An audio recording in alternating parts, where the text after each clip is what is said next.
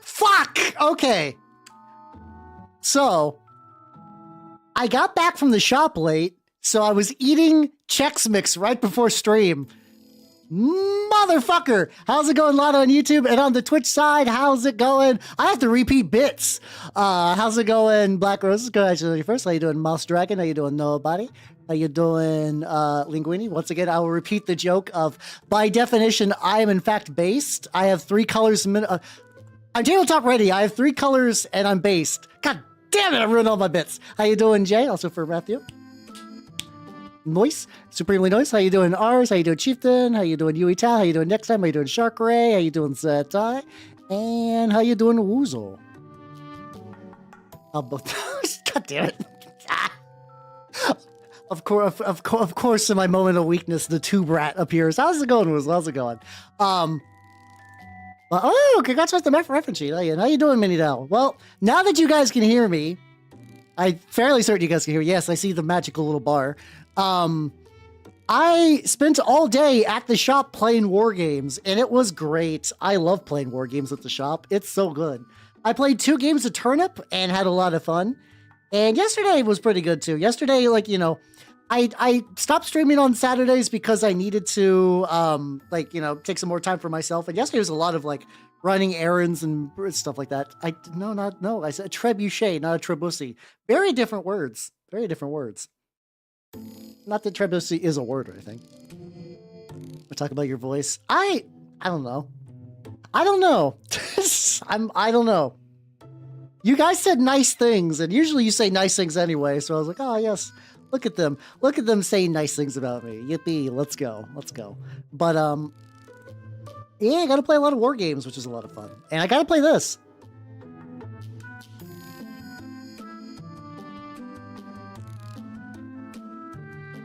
Woozle why? Woozle why? To be fair, I've asked you guys in the past to, like, if I did mute to say something, and you all have. None of that exchange was wrong on your end, so everything went pretty good, all things considered. A human, I like that one. Maybe it's because it's paint related. Once again, my biases are on my sleeve. But no, don't clip that. No, you're fine. You're fine. You're allowed to do that. Clips are free real estate. Also, I don't really say anything in my clips that I don't think I would ever like disagree on. So, no one's like clipping to get me in trouble. It's always clipping for goofs. Let's see. I think the worst I've ever said was just joking about like women being obstacles to avoid in Pepsi Man, and that's technically objectively true. Like everybody's an obstacle in Pepsi Man, which is a game I'd like to play again. Can you do a line read? I don't know. I don't know a weird erotic but bullshit you're gonna try to make me read. So I don't know. I'm gonna say a very tentative maybe. Yeah. I am all kinds of pale, man. It's great. It's great. I have a. I'm like a pinkish sometimes, or like a freshly plowed Snow White. I think Coolsville sucks. I'm gonna be honest. I know that's from a Scooby-Doo movie, but I have not watched that. I have not watched that Scooby-Doo movie. I'm aware of using it for internet reasons. I'm okay with that. I'm gonna be real. I didn't get into Scooby-Doo ever. Woozle, you got fucking hands. You can clip it. You can clip that shit. Yeah, I've never like gotten into Scooby-Doo. I've tried to. How you doing, Fuber? How you doing? Polt. Wait, you mean like isn't Polt like the kobold lady from the Monster Girl, like Mon Musume? Am I on crack? I feel like Polt's a character in that. She's like a kobold, which is like I love how that the distinction between Western kobolds and Japanese kobolds is like whether it's a furry thing or like a scaly thing, because the scaly things are derived from D&D. And so if you're doing that, but if you're going for like if you're going for more like kind of like non-D&D derived fantasy, you always get kind of back to like furry kobolds. You paint the Polt? Maybe. I don't know. Actually, I don't know. Technically, I painting like proper figures does kind of sound like fun. I know Kalmia does a lot of garage kits and stuff, and those always look really, really neat. Oh, clipping on mobile sounds fucking awful. My condolences. That sounds fucking terrible. What else did I do? I did watch another. So last week I watched Tetsuo the Iron Man for the first time, and I was like, you know what? I want to continue watching some like weird Japanese kind of like outsider art movies. So I watched Pinocchio. So sorry, it's not Pinocchio. It's 964 Pinocchio. And oh boy, that is one of the most catapult. It's a trebuchet. It's different. They are different mechanisms. It's have you seen it, Woozle? It is the best way I could describe it is in the opening bit, a man, I hope that 3-letter word doesn't come, because if so, that is a very unfortunate movie to jerk to. I guess in the beginning you can. So Pinocchio, 964 Pinocchio is about a dude who's kidnapped to become like a sex slave cyborg. But at some point he becomes impotent. So like the lady who hired him got pissed and let him off into the streets. And then he's kind of like soft adopted by a like Japanese homeless woman. And like, I knew it was going to be a weird fucked up movie, but like the setup definitely kind of made it sound like, oh, maybe they'll bond or there'll be romance or whatever. But like, oh my God, no, the last, there's a point in the movie, and this is not even really spoilers. There's a point in the movie where he becomes a ring of sapient flesh, and kind of does some like weird Esper Psyker shit. I love the way like a lot of like these movies I keep watching kind of just turn into like, you don't want to be psychic. Being psychic fucking blows. And I'm pretty sure the remaining section of that is just screaming. Like, I joked about the Tetsuo the Iron Man is a movie that is about screaming. But kind of like Akira kind of, like, but it doesn't ever get that quite big. I've watched Tokyo Godfathers, it's been a while. Here, let me, like, also, I want to show you, this is what he looks like. This is what Pinocchio looks like in the movie. But yeah, I enjoyed it. I had a raging headache. I don't know if you could ever show, like, sometimes you could show like your like people who aren't weirdos like an artsy film and they'll appreciate it. I don't know if you could show a regular human being 967 Pinocchio. There's like an extended like 5-minute vomiting scene in that movie that's punctuated before and after by screams. It's kind of nuts. The fun thing about though, which I did, this is like the closest thing I got to spoilers. I was told that like, yeah, so that movie was filmed, like kind of guerrilla style. Like they would just go out into a public place and shoot scenes. So like you get a lot of parts in that movie where just like people are like, what the fuck? and it's great because like that's genuine. Like as someone watching the movie, I was like, what the fuck? But also like people on the street are just like, oh, that's a yelling man with a funny little haircut. What's happening here? Live reaction strip. It was great. It was great. I think if you showed the 964 Pinocchio to an elderly person, they would detonate. They would become shrapnel. And which I think would be appropriate. How you doing, Shadow? How you doing? Welcome. Which I enjoyed. Like I said, I enjoyed it, but I also like weirdos doing weird shit. Big Money. What? James, was Big Money Hustles really the first movie you watched in movie night? I'm so sorry. I feel like out of all the weird shit I show for movie night, Big Money Hustlers is a very strange one to go on to. I still, like, I have some ideas for movies to watch for tomorrow, but I don't know yet. Psycho Gothic Lolita. I could put that on there. So, like, I basically try to keep, like, watching, like, movie night movies for movie night and watching some, like, weird, like, sub shit for myself. I've also heard there's a really good movie called Visitor Q, which is also in that same vein of, like, this is a very bizarre Japanese movie. I believe the premise of that is an alien comes to, like, Earth and just sort of seduces an entire household and ruins them. It's just like a weird fuck alien just kind of shows up. And, like, you know, that's cool. But also, like, I'm curious how that's going to go. Also, like, lately... Oh, that one's a banger. Okay, there we go. Yeah. Because I used to watch a lot more of these movies. I used to watch, like, Tokyo Gore Police and Meatball Machine and more. But I also don't remember a lot of the other ones that I would watch from this era. So I'm kind of coming back to a weirder period of my life, which I'm enjoying.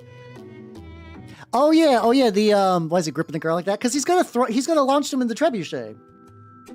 This is like the thing I like about this. I played this army today actually. Their entire mechanical thing is that they launch stuff at you and they create these like garbage markers. And if your opponent's near them, they take massive penalties to their stats. So they're launching like little garlic lads just all over the battlefield. And the garlic lads don't mind, but this guy who launches them hates them. It's been so long since I watched it. I just remember a scene where like this lady cuts this dude's arms off and she goes to like dramatically walk away and he's just like squirting blood out of his stumps for like a solid like maybe 2 minutes. It's yeah, the AoE the stinky AoE stacked too, which is buck wild. It was quite a bit. But yeah, no, what did I do yesterday? I worked on some mini things. I was stuck in the laundromat because I've never had this happen before, and it fucked with my perception of reality. Some of their dryers were broken at the laundromat, but in a way that like wasn't apparent. It was like I put my laundry in for 40 minutes, and I like get ready to take it out, and it's still cold. I'm like, what the fuck? And I found out that it just didn't heat up. It just spun for 40 minutes, and I wasted like an additional hour there, which I'm like, oh, this sucks. This really fucking sucks.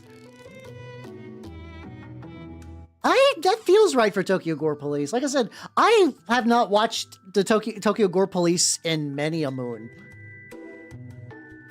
I did eventually get my clothes. Yeah, like altogether, I wasted time, but I didn't like, you know, I didn't walk out of there like buck ass naked or anything. Not that I'm like taking off my clothes in the laundromat, but like, I gotta keep my clothes, which is nice. But yeah, it's. Because like I don't know why, like a lot of times like I don't know, I like weird shit. This is absolutely not surprising to everyone, but I distinctly remember that was like, I think I was like Tokyo Gore Police was sort of like my baby steps into like I am on the internet. This is like the same color. Use a different color. Kind of like my baby steps into like, I don't know, like I've only seen things that like are on TV. Or like easy to access, or like at a video rental place. And then you would see people who are like, hey, you want to see something real fucking weird, my guy? And I'm like, I do want to see some real fucking weird shit. Well, the thing is, they don't have fucking managers there. Like every now and then somebody at my laundromat will show up from the back to sweep the place up, but they don't really have like a reasonable staff.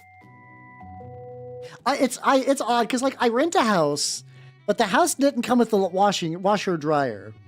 But also because I rent, I don't want to buy one. Like I don't want to purchase like appliances for a rental place, you know? Yeah, they just all the clothes just vanish into like a fucking vortex. This is a little darker. I have like a really dark color. I'm like, I have so many browns that I sometimes forget like what exact shade of what does what. Let me grab my really dark brown. How you doing, Thunder Crusher? How you doing?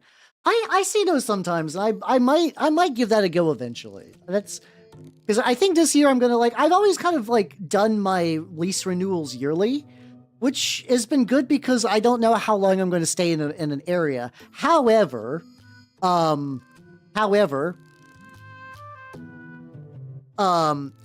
I've basically, because the rising prices of rent, I've basically gone from paying like $1,000 a month to like $1,300 over the course of like my 5 years living here, and I'm like, this fucking sucks. This fucking sucks real bad. I do not like this. So I'm gonna try to like stymie that even a little. Oh fuck yeah, let's go. I got my little gray hunter, dude. Get out. Him. John Metal Grey Hunter. He was missing an arm in a power pack, so I had to do a little bit. Yeah, it's been excessive. How you doing, Icarus? Yeah, and how you doing, Horror Living? How you doing? Nice. Yeah, I know in like I think in like Germany you're expected to buy all the appliances for places you rent. But yeah, it's and the thing is like I actually don't know if that's my landlord being a dick. Or if this is just like, that's just the way things are, you know? So how you doing, Zeswell? How you doing? Like, you know, things have just gotten more expensive over the last couple of years. Is this just what prices are? Good old mini. Hey, let's go. I got, like I said, I got a bunch of minis from this deal for like, from this mini swap meet. So I will be doing, I actually think I might start on my 13th company Wolf Lord soon because I found a really good body for him. How you doing, son? How you doing? Speedrun. God, no. I don't know. I know speed painting is a thing, and I know they're cool, but I don't know. I like painting at the rate I paint. So next week is going to be slightly different though, because next Sunday I want to practice making a zine. Like, I don't really have a plan in mind, but I have like a bunch of materials for it, and that's what's going to happen on Sunday. That is fairly certain that's going to be Sunday. I've also found out what to do for Valentine's Day. I need to double check to see if it's play. I have basically two options. One of them is a recently translated Japanese board game dating sim for the Nintendo 64 that I think I can rig up so that way everybody, like, you guys remember Tournament of Pigs where like I just kind of split you guys into teams? I want to do that. I want to do that bullshit. I think that would be fun. The other option, that if that is not feasible, is I found a short, like, kind of visual novel dating sim kind of dealio. It is called Evangelion Girlfriend of Steel, where it's based on the series. And the only thing I know in particular is that Shinji's mom is in there as like basically almost like an original character. And I've been really curious how the fuck that works out. So, you know what? That's the backup option. If the fun team competitive dating sim does not work out, it's gonna be that. Oh, I guess I wonder, could also look to do fucking, there was a fucking like DS fucking like Rub Rabbits, I think. The one where you're just like an outline of a dude trying to romance a lady. I wonder how those like little gimmicks like the microphone and stuff would work on like DS emulation though. That's been a game I've kind of wanted to replay over the years because it was like my very first DS game I got, and I was like, what the fuck is this? What the fuck is this? It's two potato guys fighting over the fuse. Let's see. Hey, for what? Oh, potato. Oh, that's cool. That's cool. That's very legit. You should get it. You should do some turnip stuff. Also, another thing I'm going to be doing potentially. So I was talking to the guy I usually play Sundays with, and we were both talking about OPR regiments. So I might be doing something with that, which might mean I might bust out some of my kind of like Warriors of Chaos stuff for a little bit of painting. So that might be coming up. Washing machines. Yeah, we have usually in the US, washing machines and dishwashers are the ones that are kind of like whatever. You would be like fucking exploded if you did not furnish with a refrigerator though. Refrigerators are like the one thing that like if those come standard pretty much. Like I've never seen a US place without a fridge. I'm not gonna say like the fridges are great. They're fridge out of 10. But I feel like if somebody tried to pull off some shit with that, they would probably just not. I'd love to adopt the place, but it's kind of not that far off, you know. How you doing, Silk Burrito? How you doing? I'm working on my trebuchet for Turnip because I would like to. I did get to run this today, and it was a lot of fun. So I think it deserves getting painted. I don't think it's going to be tabletop ready for like this week, but that'll be fine. That'll be fine. But yeah, no, yeah, things have been good, even though 964 964 Pinocchio, I'm thinking about Tokyo Gore Police, gave me a raging headache for watching it. I keep watching movies that hurt me physically, and I can't stop because they're interesting. I will never say they're good.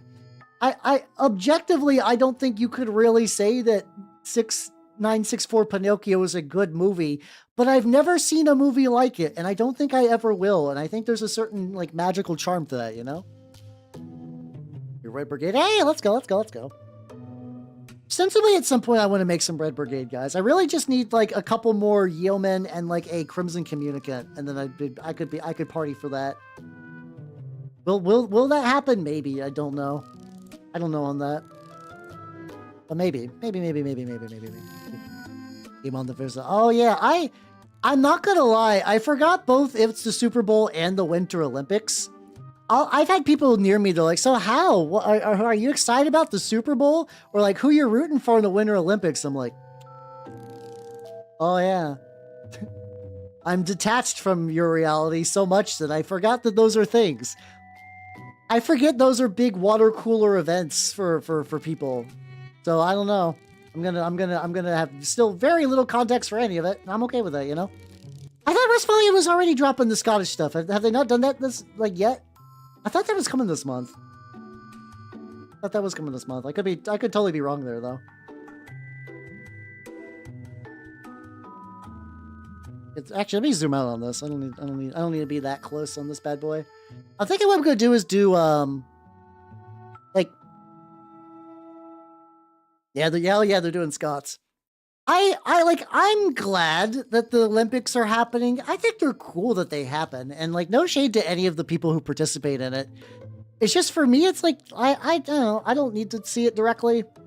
My life has changed so little by the Olympics, and like, if forced into a room where I had to watch the Olympics or the Super Bowl, I would absolutely watch the Olympics. Super Bowl stuff, I have to like, once again, the guild makes me interact with humans from time to time, and anytime the Super Bowl happens, I have to pretend like I saw Super Bowl commercials. They're like, have you guys, what was your favorite Super Bowl commercial? I'm like,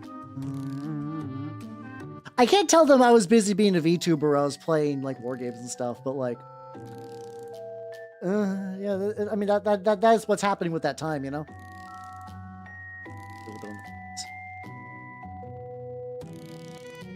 Shade to a couple attendants, but a crowd agrees. Yeah, football happens. I'm missing. Yeah, it's football. Well, even like regular people. I mean, yeah. I think the big thing. Fucking bagpipes and a gas mask is a fucking mood. I think for me, it's like the world has kind of lost a lot of like, I don't know. I feel like there's not as many just kind of like communal experiences these days. So I can understand why some people kind of like really grasp onto like the ones that are left. But that's also another thing to like, I'm also incredibly isolated. Like, I live in such a weird life. Like not in like a, like, I don't know. Like, nothing even to do about a VTuber. This was happening before I was VTubing, where it's like, I have friends, and like, I do things, and I have a job and whatnot, but I'm actually just like, so from just like a pure point, like just interest and like what I value in life and hobbies from your average Joe, that it's like, it's hard for me to even really relate. So like, when like, I'm sure like a lot of people genuinely are excited about those, about like Super Bowl commercials and whatnot, but it's like, I'm on like such another level that like I can't explain the fact that I spent yesterday watching 964 Pinocchio to people who like the idea of watching a movie that's subtitled is already kind of a stretch. It's so odd. And it's like, on one hand, it's like, I don't mind, but it does like isolate me a lot for some shit like this. Every now and then I'm just kind of reminded them like, oh yeah, no, I live in a very weird bubble. A fun bubble, and like one that's not too bad, but still very strange. Yeah, I'm elf. True facts. It's cadence for the proletariat. Oh god, that's a lot of words you put in that. But I don't know. But it's. Oh, there we go. I hit the wrong zoom button. I need to get another layer on the sky, and I can start doing the general outfit stuff. I'm trying to go for like a mostly drab outfit on this guy, but maybe probably give him like a nicer color shirt. I'm debating what color shirt to give him. How you doing, Mikey? How you doing? It is me. It is Halbs. This is man with one garlic, and this is the trebuchet he's gonna fire it out of, along with the other ammo, who's just sitting in a pile waiting their turn. Turnip28, baby. I was also talking to a friend of mine about doing so Turnip28's TTS mod is a lot of like, it's kind of done in like a hand-drawn style where it's like you could probably recreate that with like markers and paper. And I think that's really, really cool. I might try to do some of that terrain one of these days. It's like a fun, like I have plenty of turnip terrain, but I think it'd be like a fun exercise to kind of make like 2D kind of like graphic terrain, I guess. See, I got some extra browns on here. Doesn't got no shoes. I could use a little bit of this brown. Kind of like a Borderlands style, but with like more emphasis on being kind of like black and white. Oh, I should explain what these are. So in Turnip28, everybody's infested with a root, basically like a sapient sort of plant structure that has sort of taken over the world. Everybody's partially infested by it. What is max zoom on this guy? I could do that. Oh, oh fuck! I forgot we were dunking on Square Enix for the AI game that they did. The AI NFT game. Let me get that shit off here. Let me get that. Let me get this fucking atheist My Little Pony. Let's get the rice cooker. These are fine. I can leave these up. Your anime eyes in the school books. No, no. When I was drawing, I had aspirations of like being the next Jonan Vasquez. So I was drawing like not like Invader Zim ripoff, but like definitely more like Western edgy cartoon. I never actually spent time drawing anime style stuff, which is odd because I was a big otaku back in high school. I just never really committed with learning the anime style. I kind of wish I did though. I wish I did because who would have guessed that that would have carried over into a usable skill set for what I do for my hobbies now. But I wish. I wish I did. That would have, like I said, that would have been genuinely helpful. No, here's the thing too. I do understand the idea of like reading ironically like bad stuff. I do feel like to a certain degree though, I don't know. That might be excessively insulted to the streamer. No, but the thing is like I would have if I could have. It's not insulting. It's not insulting. I would like it's another one of those things that's like I would love to get better at drawing, but I realized that getting better at drawing requires practice. And I just have stretched myself so thin on so many hobbies and interests and things to do that I don't know where I'd fit in practicing. So I'm not going to say like I will never draw, you know. Things could happen in my life to free up some time. I don't know.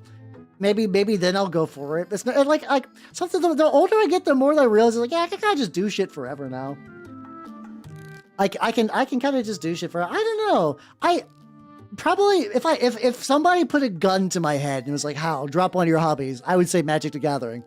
I would say Magic the Gathering probably instantly. I like my Magic crew. I would be sad to see them go, and I like Magic as a game. But for me, Magic is such a like it's a fun game, but it doesn't create it doesn't stimulate my creativity like all my other hobbies like VTubing or like mini painting or like TRPGs. It doesn't really do any of that for me. Magic is a fun game, but at the end of the day, it is not a fun, creative way to and I know some people like say they express themselves with their Magic cards. I don't even think they're wrong. I'm just saying for me, like the creative expression I get from Magic is severely lacking compared to like every other hobby I do. So if I had to drop one, I would do that like no questions asked. You can't just learn about thinking, no, surprisingly, I wish. But it's also kind of weird that like if somebody did put in like, I don't know, like a learning brain chip to make you good at drawing, like, doesn't that just kind of functionally make you like an AI slot bot? Like, would you develop a style that way if you got the brain chip? Like, if you got the chip or the hypnosis or whatever that made you good at drawing, would you functionally draw like everyone else? Like, would you just sort of be recreating the same themes and patterns? Like, not that like you couldn't branch out. Maybe you do that to like download fundamentals.exe, but I don't know. I do wonder if that would just sort of defeat the purpose, you know? Where it's like the little imperfections about doing a hobby lead to you developing like styles and tastes. Like the way I paint is based on the fact that I paint on stream, you know? I mean, true, but like the thing is like reaching those technical capabilities, like it's not a uniform process, and B, like people reach it differently too. So like imagine somebody who's got like really, really good line work, but they're not the best colorer. And like you'd be like, oh, that's clearly an area they need to improve on. But what if they like really like what if they kind of focus on line work or make really interesting, highly technical bits of line work and use like a couple of like very bright, striking colors to kind of like accentuate that? That's like a whole interesting style. But if like they downloaded like good at colors.exe, like you don't get that. You don't get that, you know? Like when making you technically proficient at guitar, like how some guitar players are like, oh yeah, no, I play this way because like my hands are stumpier. Or like I learned how to play guitar by listening to blues. So that way's like, I can't do like a good rock style, but that's fine because the fundamentals I learned were fundamentals and like technical capability based on blues, which is the medium I like. Or then maybe you could go back to rock and then integrate that into your blues or vice versa. And that creates like a very like unique way of doing things, you know? How you doing, Nintendo? How you doing? The cartoons of horsemen being silly. I mean, can't you do that now? What's stopping you from drawing silly cartoons? Like, I will say, oh yeah, there was God, he had like an ironic name. His name was, I thought his name was legitimately like Hansy or something like that. I know that there was a guy who did that. There's also, I bring him up a lot because I find him fascinating. The guy who did the art for Rumble Roses was a full quadriplegic. I mean, he had the limbs, but he couldn't use them. He painted with his fucking eyeballs, you know? Like, it's, he spent his time, because I remember the guy got into a motorcycle accident, paralyzed from like the head down. And I forget what led him to drawing, but like straight up, like, he drew big, voluptuous anime tits with his eyes because that's what he wanted to do. That was his passion, and he did not let having functioning limbs stop him, which is, I find that incredibly fascinating and inspiring. I also find it inspiring because it's the type of pervert shit you will never see.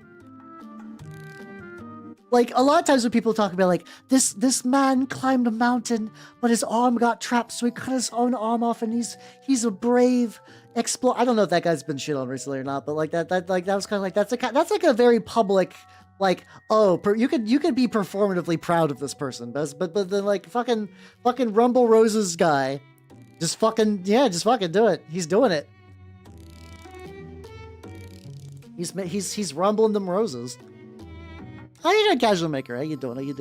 I mean, here's the thing though. Like, do horsewomen cartoons need to, like, does that need to be complicated? Like, people just draw like kind of goofy, really kind of like real chibi crayon shit. I also don't know if you're talking about like four-legged horsewomen or two-legged horsewomen, because those are very different worlds. I don't know. I don't want to accuse you of brony, but like, I don't know. I could maybe see you being one. I could see that maybe. Accuse? I don't know. I don't know where you're at in the horse. You have a pony redeem. I'm gonna be honest, I haven't seen you stream in like 4 years or some shit. It's been a while. I also like generally enjoyed that, like, a lot of the VTubers that I've known have just like, people have stopped streaming after a while, but a lot of them haven't. I'm like, fuck yeah, let's go. The crew remains. I'll hate you. Yeah, you stream at times that I can't watch. I'm sorry. It'd be like that sometimes. I mean, life hopper not moment. I'll own up to it. It's fine. I'll own, honestly, that's the worst thing about being a VTuber. It's really hard to watch other VTubers just because of timing constraints and stuff like that. It's very brutal. It is very, very brutal.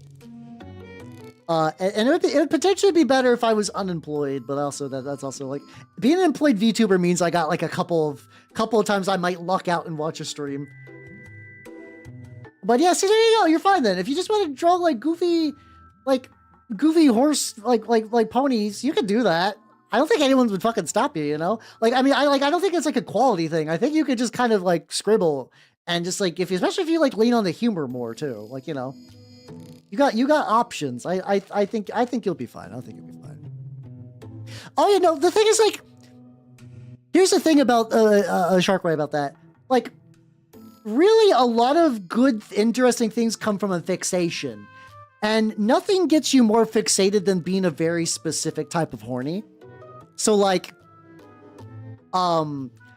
people who, like, you know, we joke about people who have like certain proclivities, and then they draw like hyper realistic body parts because of that. But that does mean that they're able to draw hyper realistic body parts because they're like, that's their thing. Like, you know, I'll make fun of somebody who's like weirdly into feet like for ages, but like, you know, they're putting in the work.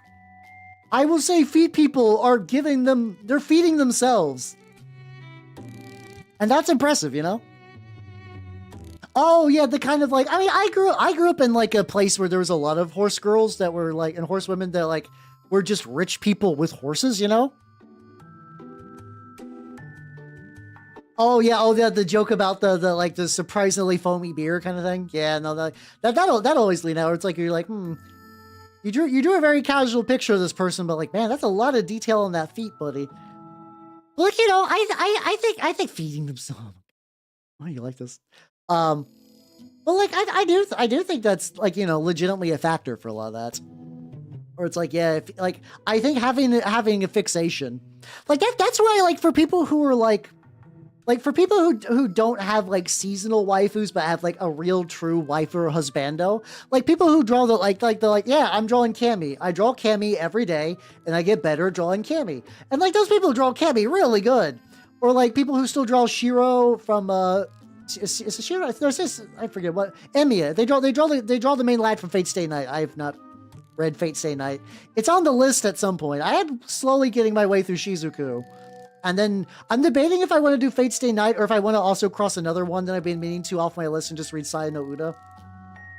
I feel like as somebody who likes a lot of like really weird body horror bullshit, I should have read Saya fucking eons ago, but I haven't. So I should get on that shit. It is Shiro. Oh, okay. So Shiro is white, and then that's Shiro. So which is probably slightly different, but probably okay. That's a good reminder of that. There we go. There you go. Got a little bit red. I'm gonna do like a little bit of sickly flesh, and then I'm kind of thinking maybe like an off-white for the shirt. But I'm not 100% on that just yet. You should. From what I understand, every route gets better the more you read. Like it's like Fate Stay Night's fine. Heaven's is it? It's Fate Stay Night, Unlimited Blade Works, and Heaven's Feel. I forget the exact order of the last two. I have approximate fate knowledge. I do. I like, you know, I've been in places where fate knowledge has been kind of like a thing. And like, I've learned enough to know. I'm also, God, I'm sad this fell apart because I was enjoying it when it was lasting.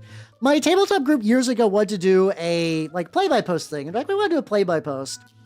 And I conjured the idea of doing like, I've been playing with the same group for years. This is not something everybody can do just because you need a lot of built-in memory, of doing a Holy Grail War where all of the characters instead of historical figures are based off of the people's previous like player characters, which was really, really fun. And you kind of got to see like fun, like alternate interpretations or like other people role playing other people's characters.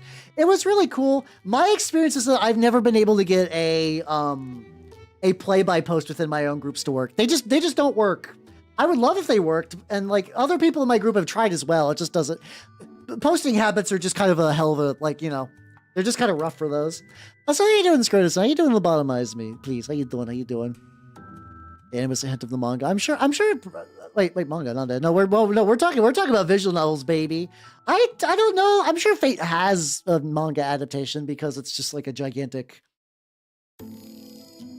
It's a. Oh, I thought the guys taking out the cartoon guys taking out the trash was an AI thing. If it's not, that's genuinely nice. I'm still once again forever heartbroken that Wonder Bread guy just started going to AI Gen after he realized that it was just infinite free Wonder Bread porn. Which I'm not surprised because like there's people that are like I said, like real perverts who kind of like put their whole ass and soul into some work. But then you got people that are just there to jerk it. And like those are the people that are like really easy to kind of like that will go to AI art because for them it's like a compulsion. Like the guy who was jerking it to Wonder Bread, like if he was a real true pervert, he would have like done it himself after a while. But he was just a guy with a weird. Okay, once again, I'm kind of go by the belief that there's perverts and people with weird fetishes. A pervert is somebody who takes their weird fetish and kind of like really kind of puts their ass into it and kind of becomes like an artiste about it. Well, someone with a weird fetish will just like, you know, will just sort of consume it and whatever, you know? Yeah, yeah, that's true. He might get double boner for people. Okay, do people remember like, do you guys remember the Wonder Bread guy? I know some people, like, it's old enough that some people have forgotten about him. How you doing, Steve? You remember the Wonder Bread guy. I know you do.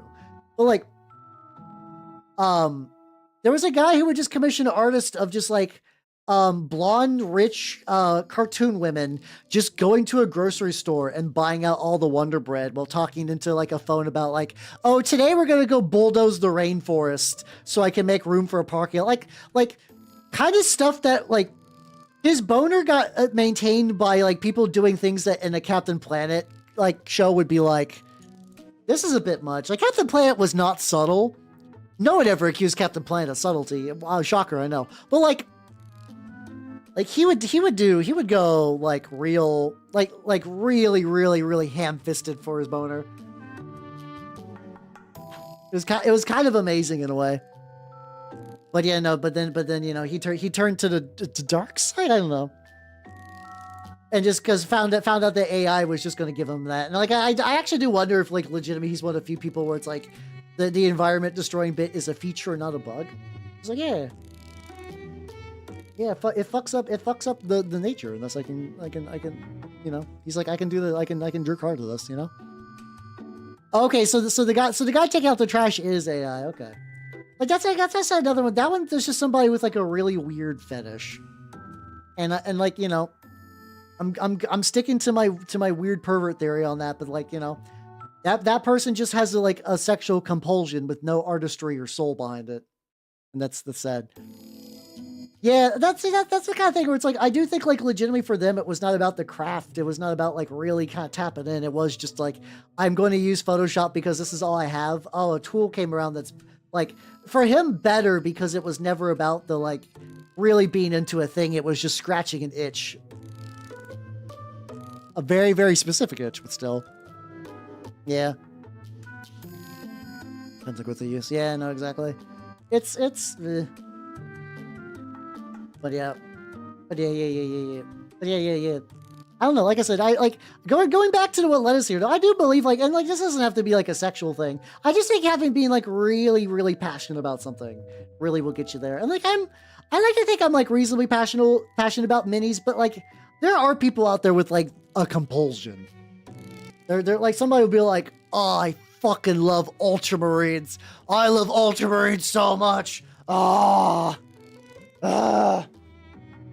then, you know, they'll paint every Ultramarine and they'll get real good at it. That's nice. I'm a little jelly. I don't quite have like that built into my noodle, but like, you know.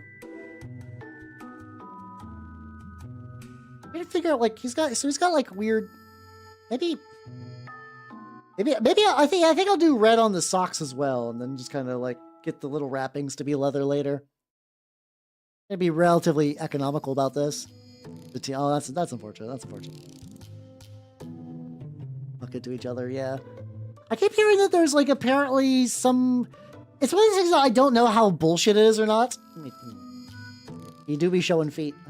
I have like a billion. I got all the I got all these guys like off screen that are just like, I need to scoot them over. I got room for shit. How Ultramarine Burnock, God, no. It's like, well, it's one of those things. If somebody was like nice and gifted me some Ultramarines, I would be thankful and whatnot. But also, if okay,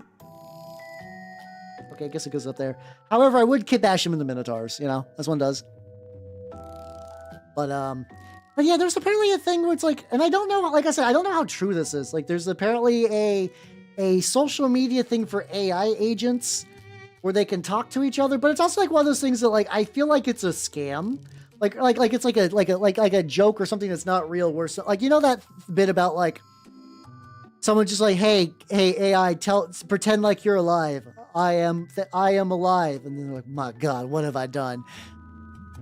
I do think it's like that. Also, how you doing, Hawk Oddly? Welcome everybody. Welcome. If you do not know me, I'm Halbernot the Mimicoth. I'm Painting Vtuber of the Nerdgold Game Variety. I know you. How you doing? I guess what is Menace? I don't know what Menace is, but hell yeah, hopefully you had fun. For people who might not know me, I'm Halbernot the Mimicoth, Painting Vtuber of the Nerdgold Game Variety. I am painting some models for Turnip28. This is going to be my launcher. Hey, it's all good, Fuber. Have yourself a good night and take it easy, yo. Yeah, I have to imagine that as people like you know, basically like doing a bit or just kind of like really kind of like faking it. Yeah. Yeah, I think it was always that. I think even when it was like only AI restriction, I think people were like, hey, agent, send a thing to this Molt book or whatever and pretend like you're like more alive than you are. Here's a script. And it's like, okay, I'll do it because that's just what I do. But yeah, how you doing, Biofoot? How you doing? Yeah, that sounds about right. You know, caw. I'm just a birdie too. There we go. I have to. This is my mandatory Kung Pao reference. Oh fuck yeah! I think you reminded me of that, or somebody was telling me it was like there was like an XCOM game. I remember that now. I think the problem is for me, it's like Menace is a generic name, which is fucking with me. I also have two mental associations with Menace. One of them is Menace, the keyword for Magic the Gathering, where your guy can't be blocked except for 2 or more creatures. And the other, I think she still goes by there's a VTuber named Menace who's like she was like a goopy slime witch, and now she's like a goopy, throw-uppy maid cat girl kind of dealio. So like when I think about Menace, I have to go through those 2 hurdles. So like maybe someday I'll remember to associate with that game, but it's gonna take a bit. Yeah, I mean people on the internet are dumb. It'd be like that. It'd be like that forever for basically everything. Once again, the mistake of having the internet be open to everyone. And like, if I say everyone, I mean like for people who were like genuinely like really interested in getting on the internet, but like, you know, having everybody's grandparents have easy access to be like on Facebook all day, I still believe is a mistake. There we go. There we go. Okay, so that guy's gonna dry a little bit, and then actually I could do his metal in the meantime. Oh yeah, I think this is gonna be like the first, like they're really looking for a way to like prove that like, hey, AI can make money, haha. So I have to imagine Super Bowl's gonna be filled with a lot of ads for that. So hold on, I left this guy on from last week. There we go. I'm gonna send him to the zone so I can get slightly bigger. Unless I don't believe he was redeemed this stream. If he does though, I'll put him back. This one does. Thank you for the hydrate too. Big stretchy.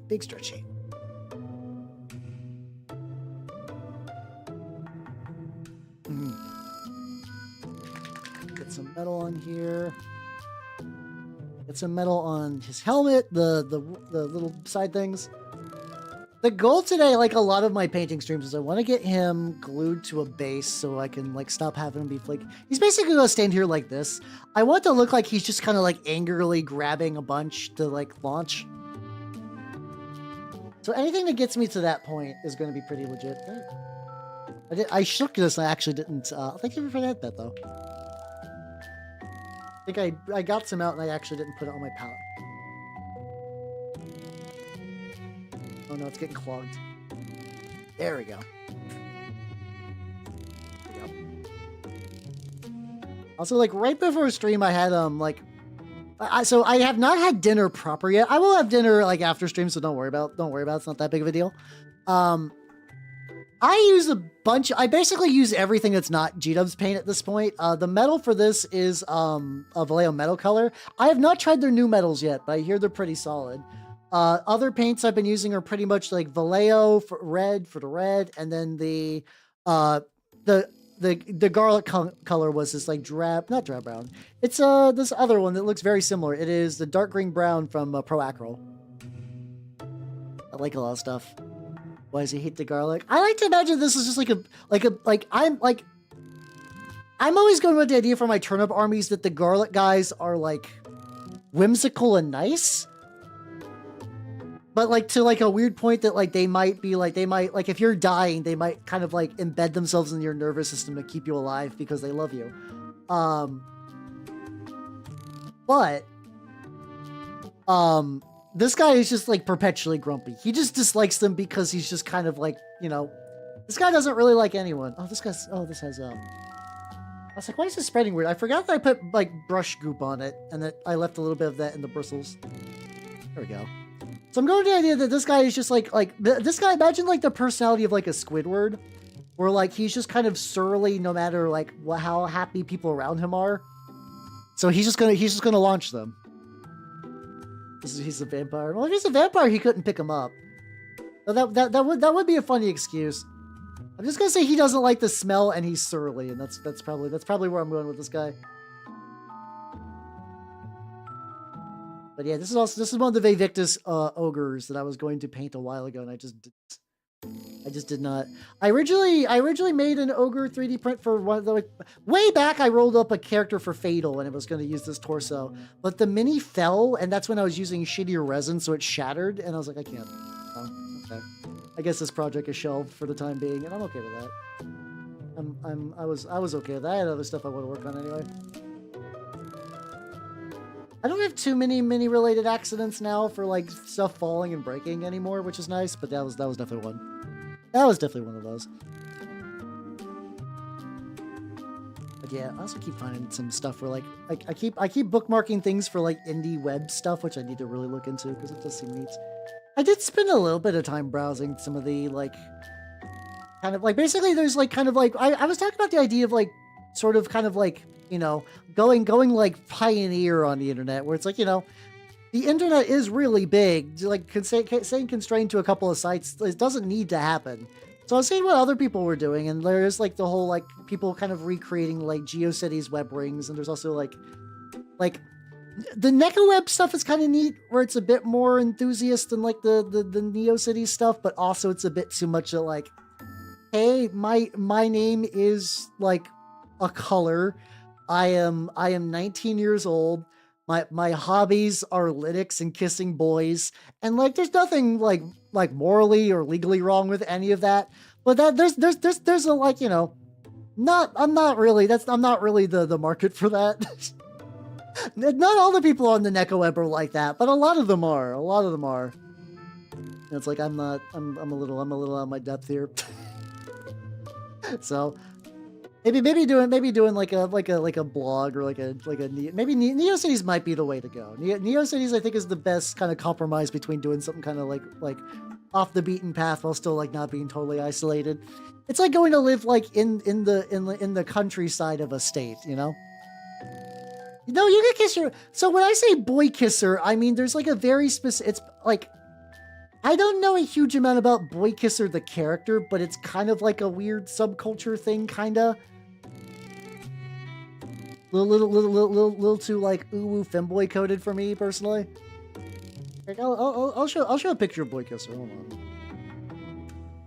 Like I think people. To be fair, I didn't know he had a name until there's a VTuber named Haru, which I think Haru is in Japan. I haven't seen him stream in like a million billion years. I assume Haru hasn't quit. I see posts from him every now and then. I guess the long trip or whatever. All right, time to go to Google and Google Boy Kisser. There we go. Hey, what do you mean silly cat? I thought this was a fucking dog. All right, there we go. It's like this fucking thing. I also like how there's the default one has its ears cut off. Like I don't know why it's like that.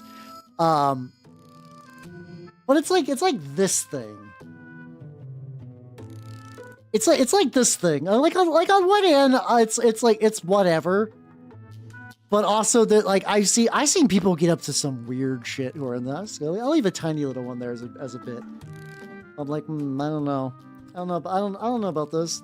I don't know about this. Got little metal bit. Oh, metal bits on here.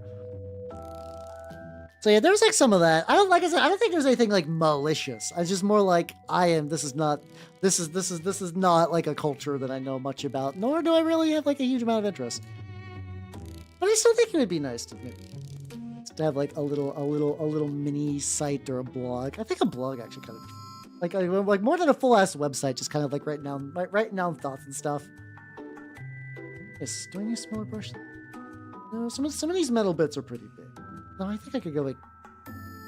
All of my brushes that I dedicate for being used for metal have definitely like, I'm about to be malicious to some degree. Wait, what's the reason? Why are you being malicious?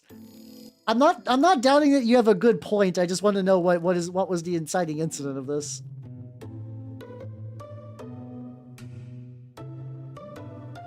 A little bit on there. Might add a little bit of like brown and tarn. I can actually just do my regular rust effects on this later. I also want to add a little bit of like, what's it called? A little bit of wood variation. So I might try doing like little splotches of like greens and yellows and stuff like that. Because I think once I dry brush, it'll kind of become unified. I think anyway. But like, it's actually just like, this is actually reminding me a lot of the warp lightning cannons. I have 2 warp lightning cannons I kind of started on. I think actually both would be like, I don't think stripping them would be a good idea, but I think I could probably get them okay within an oil wash, you know? You fish. Oh, okay, no, that's fucked up. That's fucked up. Inflicting work on other people is a bad coworker move.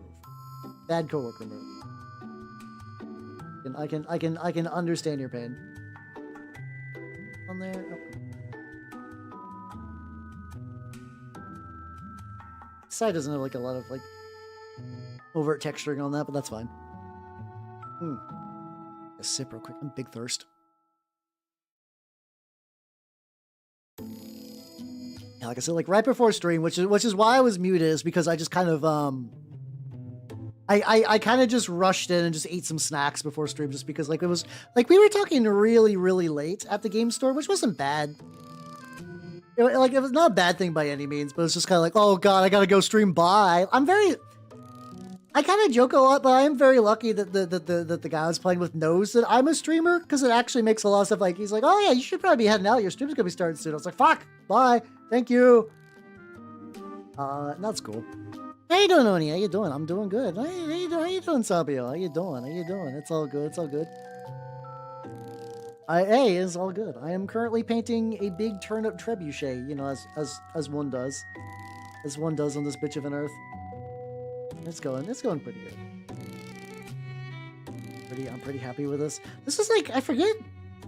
I think what happened is that they released a trebuchet kit, and I was like, oh, that's cool. And I printed out the trebuchet body, and I just didn't know what to do with it for a while. I was like, oh, wait a minute. I'm getting back into doing like garlic as like a turnip theme. And for that turned out like really legit. Turned out really nice. Yeah, I'm gonna have to. I effectively have like 2 weeks to prepare for it, but I need to refresh myself on OPR regiments, because that's the thing I'm gonna potentially be trying out. Which is, you know, it's kind of nice. I've never done well, I don't know, that's not true. I did do the Song of Ice and Fire once, and I did like that game, and it's just like it like that game was another one of those that like, it's why I've not played a game of 10th edition, is because for some reason in my local area, if you want to do a pickup game or something like that, for what should essentially be the easiest pickup game, you get redirected to like 3 other Discord servers, and I'm like, oh god. Oh, some of those are wood textured. I'll have to go back and fix those. Like I'm realizing that these little side strip things are actually wood textured, so I'm gonna. I can get like a little dot there. I'll need to unfuck that later. That's fine. Do I want that? Hold on. It's like the little tubes. I'm like, do I want the little tubes to be metal? Do I want like the little rolly bits in the middle to be metal? That could kind of be fun. Yeah, actually, I think that's what I'm gonna do. I think that's what I'm gonna do. So any time that there's like a this one's explicitly wood. No, that's not true. They have wood texturing on them. Okay, never mind then. Like, yeah, it's like, okay, so I gotta get I think I have enough points of everything. I just gotta relearn the rules of it. Also, I need to make some movement trays. I have like 0 movement trays or anything like that. I have a couple of models on square bases. I have 20 Chaos Warriors with halberds on square bases, and I have 10 Chaos Warriors with hand weapons and shields on bases. Oh, also halberds have shields, because yeah, I don't know if you can run halberds without shields. I don't know why you would, but and either way, I'm like, okay, that's a solid brick. Yeah, it's very on brand. I didn't even set out to get those. That was from ages ago, a different swap meet. Like my usual store hasn't done this in a while, because it used to be like the used models was like a thing other people did, where it was like they had a used like bucket, but really if you wanted to like you get used models, you would sort of bring them in yourself. There would be like set days, and then once they started getting models behind the shelf, that kind of stopped, which is fine. But also I remember that was the one where it's like I got the copy of Inquisitor, the guy who was selling all the old Space Marines, and then I believe that there was a guy there who was like, yeah, I got a bunch of Chaos Warriors with halberds. I was like, oh cool, okay, and that's how I picked those up.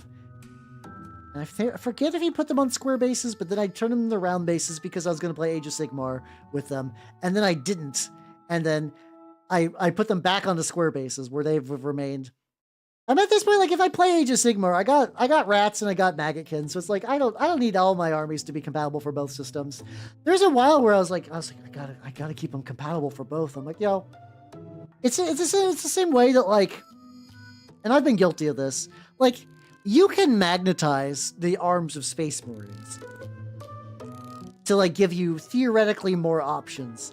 Now, nobody ever recommends this because once you get to magnetizing arms, that gets really, really, really, really hard for the, like, they'll slide off on weird angles. You'll lose them. I love magnets for bigger things, for like vehicles. I find magnets to be good. Magnets are good for bases. But the idea of doing, like, weapon swaps on a Marine is just like, oh god, why do you like this?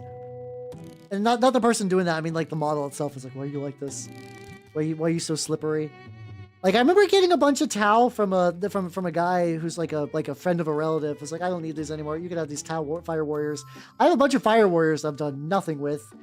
Ostensibly, I might just bust them out one day. No, I trade them in. I think I did trade in the Tau Fire Warriors, so I no longer have them anymore. Okay. I'm okay with that. There we go. This is why I really like that swap meet my group did, because I'm like, oh yeah, the burden is gone.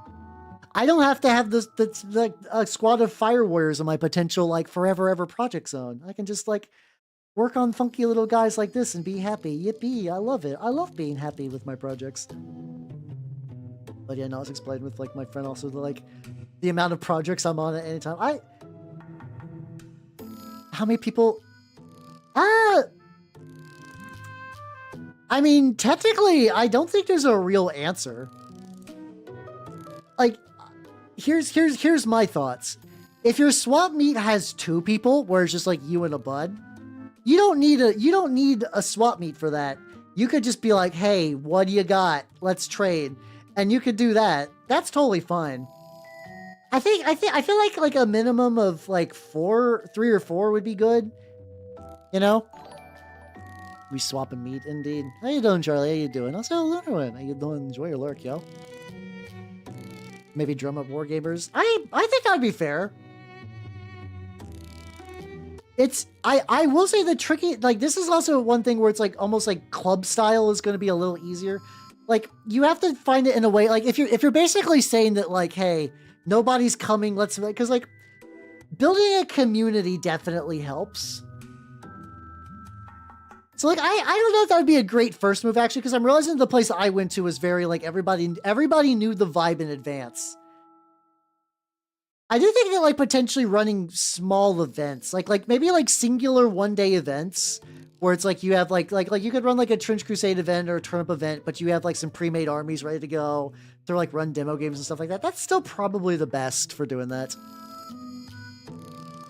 Okay, or maybe not. Maybe I was totally wrong about the new phases. Okay, yeah, no, I mean, I will say, there's, like, worst case scenario, if, like, you and a couple people you know show up and no one else does, you still get to swap some bits around. You still get to swap some bits around. I think that, yeah, you know what, give it a go.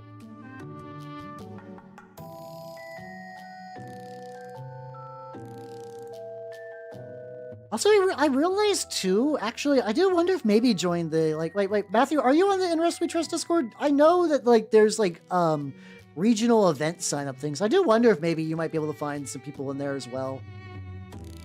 Not necessarily for, like, the swap meet event, but just kind of like, hey, I live in this area. So, there is a podcast called Hive Scum. And they kind of also maintain, like, a Discord for people who are kind of into, like, indie games and kit bashing and whatnot. And they have a lot of, like, channels dedicated for specific regions. So it's like, like, that's the, like that. Here we go. Oh, fuck. I knock over paint onto my lap. No, we Gucci. I did knock over my palette, though. Seen him play, it must be there. Yeah. I mean, at the end of the day, give it a shot, I guess. Yeah, give it a shot. There's nothing, you know, the worst case of a thing is that, like, nobody shows up and you're like, okay, well, that didn't work. And you can cross that off the like checklist of things to try, you know? more on there. But yeah. Written on a schedule. That's also very strange. It could also just be like maybe just like a couple people. Once again, I'm also like I'm very blessed for my region, so sometimes my perspective on a lot of these things is warped. So like, you know, as usual, feel free to call me out on stuff where just like, oh, it's just I've tried all this, is just not gonna happen in my area. Which is unfortunate, but also like, you know, I don't mind getting reality checked about stuff like that. Sorry, I'm just now like, I love the Neil Cicierega music. Every now and then I'll just kind of like tune back into like what I'm doing. I'm like, oh yeah, no, it's this. I'm also gonna make this little fabric little pouch, like the trebuchet pouch thing red, because I haven't done that yet. And then probably get some paint on the base. A little, like a bunch of little areas. Because if I get paint on the base, then I can kind of start working my way to the back to the guy.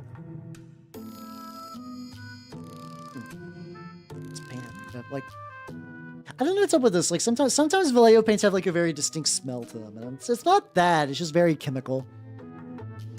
How you doing, Turtle Sages? How you doing? Minidot, why you like this? How you doing, Turtle Sages? How you doing? I'm working on my trebuchet. My device designed specifically to launch garlics into my foes. It did super well. We also got to finally play with the dragon, the big chicken. It's interesting. It's a neat model. My local group are still trying to figure out, it's like, you know, Turnip is not like the most competitive game ever, but like you still want to do stuff. So we're trying to figure out how to make it work, because you basically have to give up 2 of your army dudes for one of those. So it's like a pretty steep investment. We were theory crafting today about like, apparently now you can just like, if you're choosing one of those cults from the Shattered Lance, you can just buy a wagon. Because like in the new expansion, Turnip introduced like 6 new cults, and they use what is basically a like kind of like a war gear cost thing. They're not like, this is, you give your guy like a power sword, so which is better than the regular sword. Usually they do like, there's a lot of army specific ones, but there's some generic ones. And they do like neat little things. Like one of them is you replace your leader with a chicken. And the chicken can still be your leader and command your guys and everything. But what the chicken also does is the chicken lays eggs. And if one of your guys who's having like a panic moment runs over the chicken egg, you can break the egg, and then you can eat the delicious yolk, and you get 1 panic removed. And it would definitely not shake. God damn, they are. Yeah, I was looking at doing the sausage guys. Never really interested me until I saw that they get 10 extra Norberts to spend, and I was like, oh, I can do the one that I bring a hovel, the wagon, which is basically like a movable terrain that can shoot, and there's like one other bit, and effectively you can sort of just like bring your own bunch of terrain. It's kind of nuts. Like, I don't know how good that is, but like you can straight up just be like, oh, this battlefield, I have assumed direct control now. I will be dictating terrain choices, please. That seems neat. I've also been like, I think I've been feeling inspired by the way they did buildings in Anthology of the Killer. And I was thinking about bringing that idea into doing a bunch of like static kind of like 2D terrain kind of stuff, and like a lot of like cardboard, like not 2D, like kind of like flat cell shaded style with with like 3D buildings and stuff made of cardboard. I was like, oh, this could actually be really, really cool. I'm excited. I'm gonna try something like that. I'd probably not, like I said, this upcoming week I want to experiment with making zines, but I think a lot of the zine techniques will carry over. You know, oh my god. Away steak pie, mashed potatoes. Oh, that doesn't sound too bad. That sounds legit. I'm also biased because like I grew up on a lot of pot pies in high school. There was a distinct period of my life where like I was like, what's the best way to say it? I was not really actively being raised. It was more like I was because you know, my adopted mother passed away when I was in before first year of high school. So there's a lot of time that like I wasn't being like neglected or mistreated, but it's kind of like, fend for yourself, lad. I'm like, okay, it's not Hot Pocket, it's fucking pot pie time. Hell yeah. I have not had one of those in years though. I mean, I'm sure it's like mostly just like carcinogens and just like Grady. Like maybe it's better outside of the U.S., but definitely the U.S. I have to imagine that's what's in there. But every now and then I do get. I'm like, maybe today's the day I unearth the pie. It's delicious carcinogen. They kind of are tasty, which is the sad bit. That's the saddest bit, is they are kind of like a little delicious. So bringing a little bit of like, adding a little bit of brown. I've always tried like not quite full on wet blend, but just sort of just like a very lazy, where just like I take some browns, I'm gonna mush them in. Just see how it looks. This will eventually probably get like washed and dry brushed to the point where like any sort of like unity of this is just not going to be preserved, but that's also fine. Otherwise you could take, oh, that's nice. I've been going to the like local Asian mart near me for similar reasons. They have these like really nice like pork, like big pork buns for like $2. And they got like pork and peas and onions and stuff. I don't recall if they have onions, but definitely like pork and peas in there. And they're like warm and they're good. I was also like, I don't know why I expected this. I went there and I was like, you know what? I've never had this. Are you guys familiar with a drink called Strong Zero? It is primarily drank by salarymen and weebs. It's effectively like vodka lemonade with no sugar that's like kind of like used to get like really, really quickly drunk in Japan. And like sometimes it makes its way to the US, but it's kind of like a rare alcohol. Oh, my black paint is super gummed up. I can shut it. There we go. I was mixing a little bit of black with this brown so that way as I can get like a darker a little bit, I can just kind of smush. There we go. Yeah. Oh, wait, which VTuber anime? I remember the one that had like Kizuna Ai and like the horse mask guy and stuff from way back. I never got around to watching that one though. I think Himehina's in there as well. Unless there's another VTuber. Oh, the Oshino Cove. Okay, never. I think that's probably that one actually, now I'm thinking about it. There's another. I'm having that thing where it's like I'm getting a lot of clips from this. I know that there's a romance anime this season about like a pink-haired, like energetic girl who kind of like falls in love with this kind of like very calm, kind of like keeps his emotion close to his chest dude. And I fucking love romance stuff. I really do. And I haven't got around to watching either of these, but I keep similar. It's the same way like fucking Dress Up Darling, Kono Bistal, whatever. Where it's like, okay, this is cute as hell. I'll eventually get around to watching this. I don't know when that will be. But then I keep getting clips. I'm like, fuck, this is cute. Fuck. This is fucking adorable. Because there was a stringy bit that got stuck in my teeth. You know, that's fine. You can't fault the pie for that too much. I'm just like, oh, I need to watch that too. Like, I used to be, like I said, my manga that I would actively read for the longest time was just romance. I didn't read a huge amount of it, but I definitely remember reading a lot of romance. And that's another thing. I've been I don't know if it's the winter, but I've been like feeling it. Like, if that makes any sense. And like, must read or watch romance thing.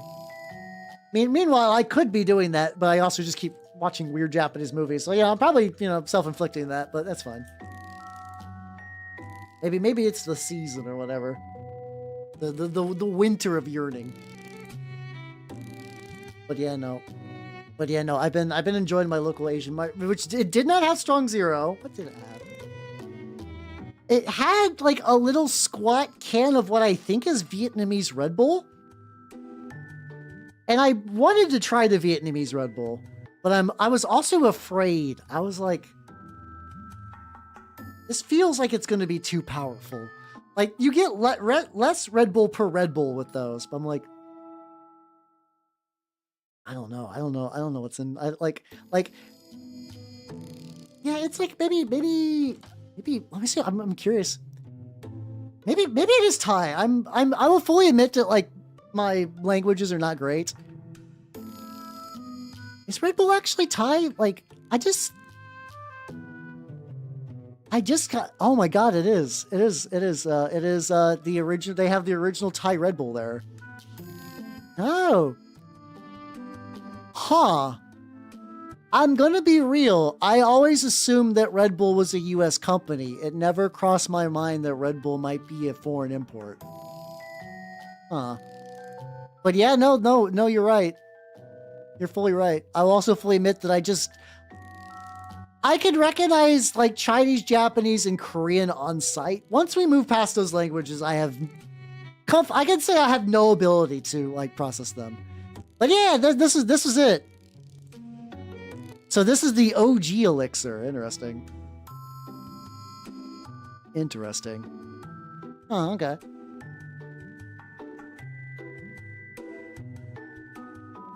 It's essentially possible. I just never grew up in an area or like had a lot. I just never really had a lot of hold on. So maybe Red Bull. Okay. I don't know the origin of this. Okay. Okay, it's a derivative red. Okay, so Krotting Dang, which I bet I'm butchering the fuck out of. So this was a thing, and then the Austrian company behind Red Bull made like effectively a version of it. I think it was derived from a similar drink which originated in Thailand. Okay. While doing business in Thailand, Austrian entrepreneur Dietrich Matschkitz purchased a can of the stuff, and it said it cured his jet lag. Oh, okay. Oh, Vietnamese uses. Oh, okay, that's good to know. Yeah, like I said, full acknowledgement of ignorance on my part for that, but now I know. One of those money. I keep thinking about that. Like there was a Goonhammer article where it's a joke on Meta Watch they call Meat Watch, and they were just talking about like grilling and stuff like that. But I remember at one point they were covering like a UK like Grand 40K tournament. They had one of the UK regulars do a Meat Watch entirely on British canned meats, and I think about that one a lot sometimes. It just ends on just talking about just like a tinned like meat pie pastry thing, and about like the feeling of just like watching the weird like pastry placenta boil over and then create like the weird sludge meat. I think about that one a lot. That's like one of those things I like think about from time to time. I was like, huh, okay.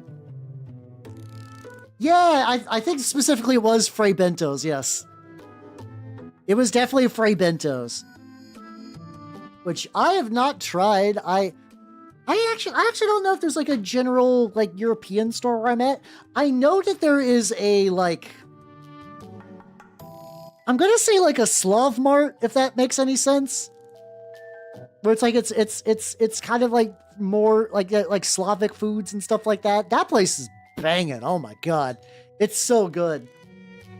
I can go there and get like crazy pierogies and like a bunch of cool snacks. It's great. It's so good. It's so good. In hell, UK. But yeah, no, we don't really got like a general like place where I can get like UK and French and German foods or whatever. It's I got Asian Mart and I got Slav Mart, and really, I mean those are the main food groups. You know, you don't need anything else fancier besides those. I don't know. It's changed because we're lazy and stubborn. I mean, probably. Like I remember there's a joke about on that same article about spam where it was like it's a quintessentially British thing because it's not made in Britain. The Americans kind of like use it more than they do, and then also it's just not particularly great. I didn't see oak paint consumption. I am currently painting a trebuchet. Let me zoom out to actually show you. So this is my trebuchet, and then this is the lad who's going to be manning it. Kvass. The name sounds familiar. I don't think so though. Minted. Oh, definitely not. No. They might have that at the Sloth Mart, maybe. I'll put that up for later. I also like how every kind of like basically every kind of like nation-based food mart in my area, they're run by different people, but each one is effectively the same archetype of like older lady who runs shop, like surly, unfriendly older lady who runs shop. Also, Hexpaint, thank you for the follow. Welcome to the workshop. How you doing? I'm painting some turnip lads, and we're talking about the various local like food marts near me. Yeah, babushkas of all nations. Like I remember when I like it's kind of funny because like they are, it's almost the same. Where it's like it's not even just one babushka. There's like the main babushka who runs the shop, and clearly that lady's mother, who runs the who helps out, but like in a supplementary role. That was a garlic bulb, yeah. The garlic bulb is the counterweight. The garlic bulbs are the ammo, and then this guy who he's holding is going to also be ammo. But yeah, there's always a tag team of babushkas of whatever nation is running the store, and like I said, the mother babushka is there to like mostly to grab things. Like it's always like the babushka in charge is like running the cash register and like maybe restocking some things, and then the other babushka is like putting things in bags mostly. And they're like, it's odd because they're both like at that like weird mystical age where it's like you clearly one is older than the other, but both of them are at indeterminate age. Like at the Slav Mart, like both of them could easily be 40, both of them could be 60. I don't know. Like they're both babushkas of indeterminate age. It's just that one is clearly the mother just by order of operations. That's really about it, you know? Oh yeah, no, legitimately tactical garlic is what this does. So in particular, the trebuchet fires garbage, or in this case, I'm just flavor is like really stinky garlic, into my opponent's battlefields. And like whenever I launch an attack, it drops a marker, and the marker debuffs stats. And it's really good at that. It's super fun. For me, personally. I don't know, I could see having my stats debuff kind of sucked. I have to feel pre-industrial farming. Ah, gotcha. I think it'd still be nice, though. I would still like a UK shop near me. I think that would be fun. I mean, there might be. I've never gone looking for one. The only reason I know that we have a Slav Mart is because I was fiending for pierogies. I was fiending for pierogies and they had some, and I was like, I mean, well, my local grocery stores have like the one very stereotypical pierogi, but they also had like more authentic pierogies. I was like, oh, let's fucking go. So I'm not gonna lie, I think I like the shitty Americanized pierogies more. And the other ones weren't bad, and like the potato ones was legit. I think like a lot of the other ones were like weirdly extra salty, even though I wasn't seasoning them a whole lot. There's like a cabbage one that was both like good, but also like almost a bit much. Like, okay. But now that I mention it though, I am kind of craving it now. So like maybe it was the exact amount of salty it needed to be. Smaller babushka. Oh yeah, they're just nested. Sometimes though, the husband of the lady who runs the store also will show up. In my experience, he shows up when the mother doesn't. When the mother doesn't show up, the husband shows up. He also bags things mostly. But in my experience, where it's like the babushkas are kind of surly, the husband seems to be well-meaning. It's, like I said, this is like really consistent behavior, you know? Oh yeah, no, potato, like, I don't think you need, like, I will say when a company's like, yeah, we made fucking loaded baked potato pierogies, that's too much, you don't need that. You don't need that. Pierogies are perfect, like, you know, I don't even need cheese. Just give me a potato pierogi. I can season that motherfucker as much as I want. I can provide cheese. I don't need anything wilder than that. There we go. Great bentos. Hey, let's go. I'm sure it's, I wonder if that's like one of those foods that you need to eat in a very specific time of your life. So like, when I was at like my poorest, like when I did not have a home, like renting or buying, and I lived in my friend's closet, there was a lot of eating gas station taquitos. Gas station taquitos aren't like objectively like good by an objective measure, but you kind of grow to enjoy them. And I had one again at MagFest as like a kind of like, oh, it's been a while, old friend, and I still feel it. I wonder if Frey bentos are like that, where it's like you need to have a Frey bento during like a real dire portion of your life. And if you don't got that, like, I wonder if it's still good, you know? I'm also debating, like, what color do I want for this guy, for his... The white's kind of striking. Part of me also... Oh, actually, I could do a neutral gold and then do a lighter gold to kind of build up. Actually, I think that's the way to go. I think that's the way to go. I think a good old neutral gold for that outfit would be legit. And I'll go back and highlight a bunch of other stuff. He's looking pretty legit, though. I'm enjoying the lead. I have drank like no water. Hold on.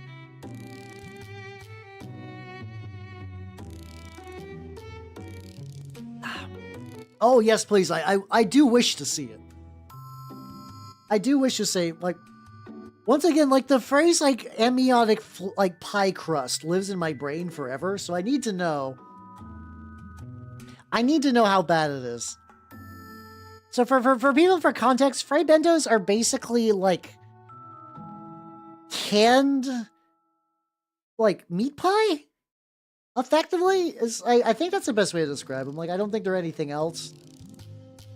They probably come in other varieties, but that's the only one I really know to any real degree. You just got, they have a grenade pin on the lid. They're just like give it to somebody's grandpa, and it's like it's basically like a free ticket to World War II stories. Probably not at this age anymore. Maybe a couple of years ago, you know. We killed him. Hey, let's go. Nice. Also, I got some. Speaking about like smaller skirmish games for Trench Crusade stuff, my printer is not fully back to normal, but it's gotten to the point where I can get some prints. I'm waiting for it to get a little warm. Oh shit! How's it going, Rusty? Welcome everybody. Welcome. If you do not know me, I'm Howard the Mimic Elf, miniature painting VTuber of the Nerd Golden Scape variety. Though today I'm painting Turnip28. Oh, how was Space Marine? Space Marine 2. Were you doing like the campaign, or were you doing multiplayer? Yeah, I'm working on the big launcher boy. These turned out pretty good. Hey, people not know me. I'm Howard the Mimic Elf, miniature painting VTuber of the Nerd Golden Scape variety. Oh, it's got a lot of wobble to it that I was not expecting. But yeah, this is for Turnip28. That's a trebuchet. This guy launches garlic, and he loves his job. Oh yeah. Tech Marines are very rad. I'm like, I don't know. I wish I enjoyed multiplayer games more, because I kind of do like the idea of just like, ooh, what cool Space Marine thing are they releasing this month? I just don't, sadly. So it's why a lot of like gacha games kind of bounce off me, because there's like a multiplayer component. I'm like, I'm good. The funny blue Dorito mission. I played through that game and I recall basically nothing. It was very fun in the moment, but I retained very little info. Very little info. But I'm glad you had fun though. Hell yeah. Because I've not played since release, but I'm painting. Also, if anyone has any questions, hey, if you're like, ooh, I saw Rusty do the big shoots. I would like to get into mini painting. Let me know. I'd be glad to help out. Like army choices or painting tips or whatever. I'm painting a game that's not 40K because I'm cool and indie like that. I do really thank the fact that my first war game was not a Games Workshop game, because it lets me be a lot more flexible and less brand loyal, I think. It's like, I'll hear like really creative people who can do a lot of stuff, but they got started early on with like only Warhammer and they just never tried anything else. I'm like, oh, that's a little depressing. So that's a little saddening. Let's see. Oh, okay. So it's like, if you've gotten really, really good, you could start, yeah, you could just like start free to play your way through cosmetics. Oh, that's cool though. I think that's neat that that's an option. Okay, there we go. It's like, I think I got too much on my ferrule, but like, no, this one's a bigger brush. I got a little bit more wiggle room on there. That's pretty good. It'd be also cool to see what Tyranid models they added in there. Once again, I started to do a little bit of Tyranid stuff, and then I just realized I didn't like Tyranids, and then now I kind of realize I like Gene Stealer cults, but only when I do them on my own terms. Only when I do my own Gene Stealer cults. But they are neat. Actually, fun. I don't know. I got like so many projects on the hopper, but I'm like genuinely pretty excited for all of them. Like, I'm very, very, very happy about the Space Wolves that I'm going to be doing at some point. It's very funny because, like years ago, the idea of me doing a Space Wolves army is just kind of strange. I was like, I would have never thought I would. But it's just like, you know, life be like that. Life just kind of takes you in interesting directions for, like, hobby projects and stuff like that. Yeah, that is, like, legitimately, like, sunk cost and time and money is, like, a big thing for stuff.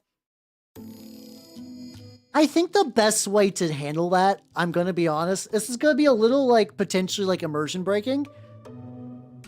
Let them use their 40k models. Let them use their 40k. If somebody wants to roll up as New Antioch with their heavy mechanized infantry as Terminators, I'm gonna say do it.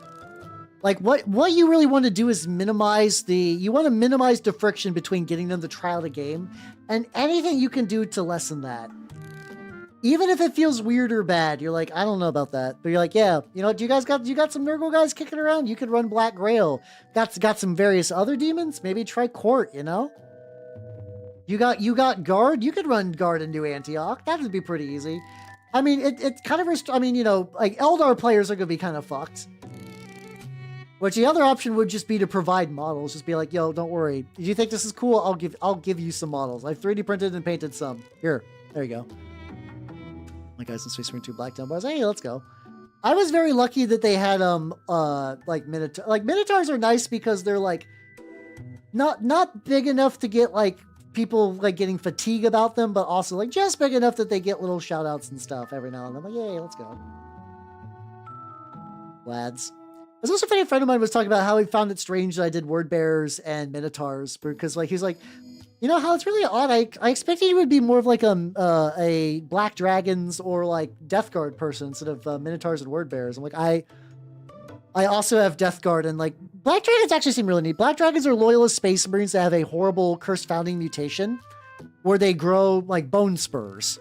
They grow like cool like bone spikes on their arms. They're really neat. I don't think they've been mentioned a whole lot in recent lore. Like, I don't think they're like uncanon or anything. I think a lot of the Curse Founding chapters that aren't Minotaurs and Firehawks don't get brought up a lot.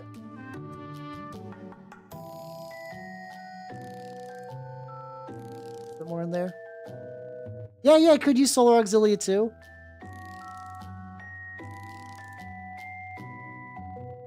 Like, yeah, I mean, like, it's unfortunate. There are some people that just have the poison, and it's hard to break them out of that.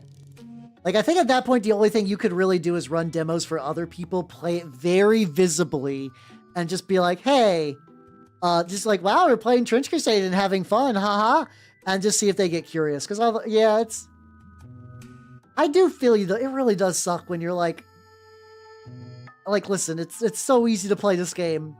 It's so easy, you know? So Space Wolves in 5th edition, nice. I guess I'll be joining you in the Space Wolf zone soon. Which is cool though, because like I mostly play 3rd edition stuff, which is why I wanted to do 13th Company anyway. But like a friend of mine's like, oh, if you do that, I'll also try doing some orcs. I'm like, oh, sick, nice. Because I've only been playing with the same guy. The only games in 40k I've played have only been against Imperial Fists. Nothing wrong with that. It'd be cool, you know. That'd be fun to face orcs. I want to see what orcs do, you know. Oh yeah, exactly. We also used to do that for way back. Mind you, this is back in the day, so it's like less relevant. But like that happened during the War Machine days, where it's like, oh, check how cool this is. People would be like, wow, that does look cool and fun. You're saying I could have like a full army without spending too much? It does suck though. Like I do understand that like it is annoying. It is annoying. It is an awkward pain point. It's more stuff you got to deal with as trying to get people in the games. But I believe in you. I believe in you. I believe in anyone trying to start their own like little scene things or whatever. Right? Trying to introduce new games, trying to build up their LGS. I guess bulk up also works. Build up their LGSs into something cool. You know, I don't think it's impossible. It is just going to be like work, which sucks. Work sucks, but also sometimes work can be fun. Get a little bit on there. Let's turn up. My thought process is I'm going to use a lighter gray for highlights after I do this darker gray, and it's going to eventually kind of dull down into kind of like a light grayish white. Like, I didn't want to go full white. I think this would be a good compromise. Yeah, I probably need to retouch up some of the fabrics and stuff. That'll be fine. What a samurai boots. Huh. I do wonder if maybe that one might be like... Historicals are kind of tricky because those do require a lot of like... I don't know. I guess like how... Like, I think I've heard about that game. How easy it is to get... I mean, I guess you could always do like Warlord and stuff. I've not really looked into any person who makes samurai minis though. I'm sure it's cool though. That's always the thing about historical systems is a lot of them have like really, really cool like actual mechanics for things. I can see it being neat. The press gangers. Yeah! Oh god, yeah, I miss press gangers. I was never one, but like I was playing War Machine during that era for sure. Also speaking, it's also weird because of the War Machine 3D printing stuff. I have pigs. I have a bunch of Pharaoh now, and I'm like, I don't... These came to me at a weird point in my life. Pigs were also another, like, you know, this would be a cool army to have. And I have them now. But also, like, War Machine doesn't exist where I'm at, and I don't know any other... No, that's not true. Relic Blade has a lot of pigs. Oh, fuck, okay. I was already kind of building pigs for Relic Blade. I might have to, like, rebuild, like, a stronger pig-based Relic Blade warband next time. That's cool. Fuck, I didn't even think about that until now. Oh, I've not... we had, like, one person who was really big on Relic Blade, and he moved on to other games, so we have not played since. But that is a fun game. Relic Blade is a fun game. Here's what I'll say. Do you guys know, like, Relic Blade is a game that I would recommend for people trying to convince your D&D players to, like, get into wargaming. You basically build a war crew that's very similar to a D&D party, and, like, the logic will carry over, I think. It's not like quite one-to-one D&D. It really doesn't share a lot of mechanics, but I think thematically it'll make a lot of sense. And you could just run the D&D, like, if you have D&D figures, just kind of use those and just, like, kind of plug them into the appropriate, like... Because there's not even really armies. There's, like, good and evil, and there's just, like, little sub-factions that have, like, better, like, synergies and stuff. Normal actions can stop you die. Oh, that's pretty legit, actually. Oh, yeah, Fireforge has them, too. Yeah. Or French. I could do Pig Black Grail, but they're... Black Grail is in a... Oh, I do have this guy, though. Hold on. I can show you the stuff because I actually got some things printed. I can show you some stuff for next week. So first off, I got this guy. This guy and the heavy flamethrower that I stole from New Antioch. This guy's going to be my homunculus. If he's on a 32mm base, you can use an alchemy skill to infiltrate him, which is like... I don't know how well... He's a lot of points, but an infiltrating heavy flamethrower sounds nice. Like, I like the idea of being able just to go up barbecue, like, one heavy machine armor guy. And then, like, you know, he doesn't have any armor, but he does have, like, a -1 die to injury rolls because of being a homunculus. I was like, that'd be worth it. And then, finally, I got this guy printed. For my what's going to be my hag, my Metagog hag. Him. The preacher guy. I kind of forgot, like, I kept thinking this was printer error. No, he just has a crazy big... I think it's because he's supposed to kind of set it at an angle. Like, I don't know. He bends back really far. It's really weird. Like, part of me wants to... I might clip part of him so he can sit, like, more like that. Like more at an angle. But yeah, I finally got some of the guys printed.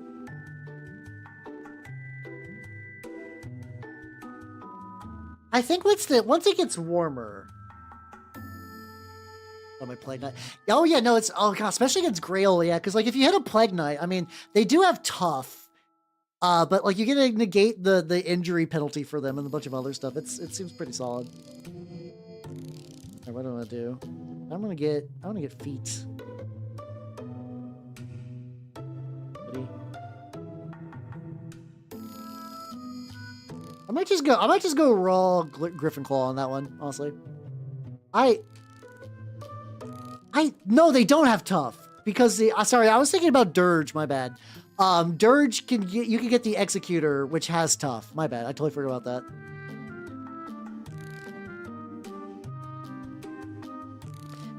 For some reason I thought they had tough very briefly, but no, yeah, no, they do not. They in fact do not.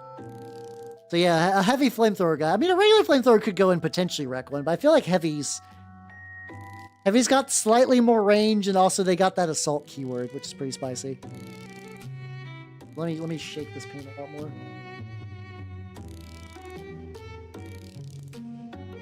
I've flipped a little bit into Great Hunger. Like,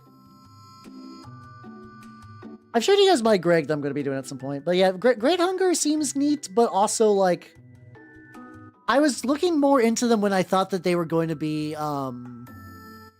my, campaign game army. And it turns out they weren't, because I just ended up going Sultanate because no one wanted to play Sultanate. How you doing, Maria? How you doing, Billy? How you doing? I feel like it's been a bit, Billy. How you doing? How you doing? Yes, happy superb owl, one and all. I did not watch a single... I did watch a friend of mine try to get me into Blood Bowl again. And, like, I think it's going to happen. It's going to happen. I just, like... I'm recovering a little bit from Uncle Sam this month. So then next month I might be able to pick up a Blood Bowl team. I think Neil, I'd probably just do Nurgle because, you know, they seem cool. Also, I could potentially use them for other things. Why is that red scraping off? I don't understand. Fine. I can always add another layer. The biggest deal. But yeah, I'm gonna try this. I'm gonna try the infiltrating guy. It's also nice because, like, if he dies, I don't have to rebuy. I only have to rebuy the homunculus. I also now have I have an elite brazen bull with Damascus armor on because I like to party. Also, Rainbird 2030, thank you for the follow. Welcome to the workshop. Welcome. Sarah Cannon missiles. It's like I think Grail's in a good spot. Like I as somebody who primarily paints Grail, I have no complaints. But also, yeah, how you doing, Rainbird? If you do not know me, I'm Halbernot the Mimic Elf, miniature painting VTuber of the Nerdlands game variety. Today, I am working on Turnip28. Specifically, this guy's gonna be launching my trebuchet. Yeah, exactly. It's hard to beat that smile. But yeah, I was also doing it really weird too, where I was trying to go like I was effectively planning on going Great Hunger, but like using stuff I already had, which made me also for a campaign, which is like very elite heavy. I would like to try the spam style though in like a pickup game. I would like to try spam like Hunger at some point. Because that is kind of the fantasy they sell you, but also giving a Lord of Tumors a 12-inch charge guarantee. That sounds really fun. Like that sounds really fucking rad.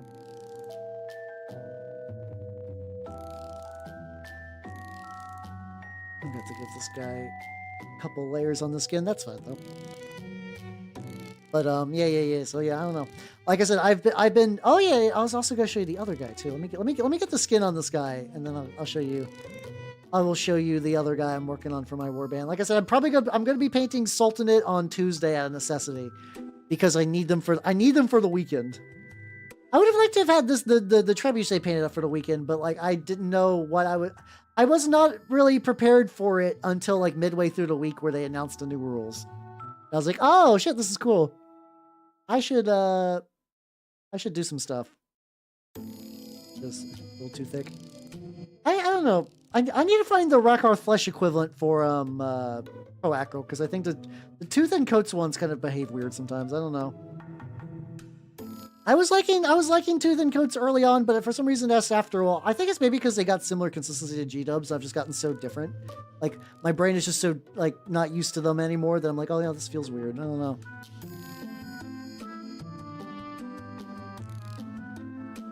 There we go. All right, let them dry, and then yeah. So let me. Oh no, I think I showed you guys already. But yeah, this is gonna be my Sultanate heavy machine armor. I got some arms with customizable stuff. Base is some 3D printed bits, some G-dub skulls, and some cork, which tomorrow I need to do some spackle to connect the little gaps between here and hit the outside edges a little bit around like here-ish. And I'm gonna put this flat fucker on there. Ooh. I kind of forgot that the foot has like a little, there's like a, I mean, I think you can put him flat, but you could also put him at like a very slight angle, and he fits really well on that slight angle, that slight incline. Yeah, the lad.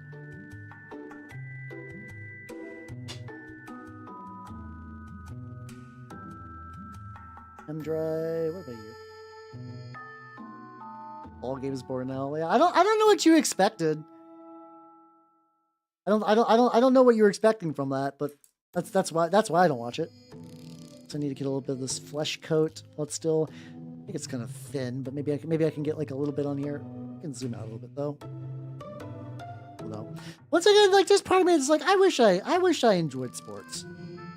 I wish I enjoyed sports because like I do know a guy who's like, because like a lot of people like casually like sports, but then I do know a guy who has kind of like a same interest in sports in the way that I am in for like tabletop hobbies. And I'm like that seems neat, you know. But it's like I can't get into it. My hobbies need to be filled with little tiny figures, or else like what's the fucking point? If I'm not playing with my little tiny figures, what is the fucking point, you know?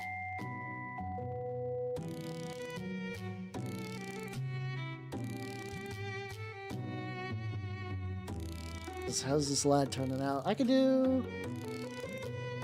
Oh, yeah, probably get some black so I can get the eyes knotted on everything. And I forget what color I use. I think I used this like mahogany brown on the little ropey bits.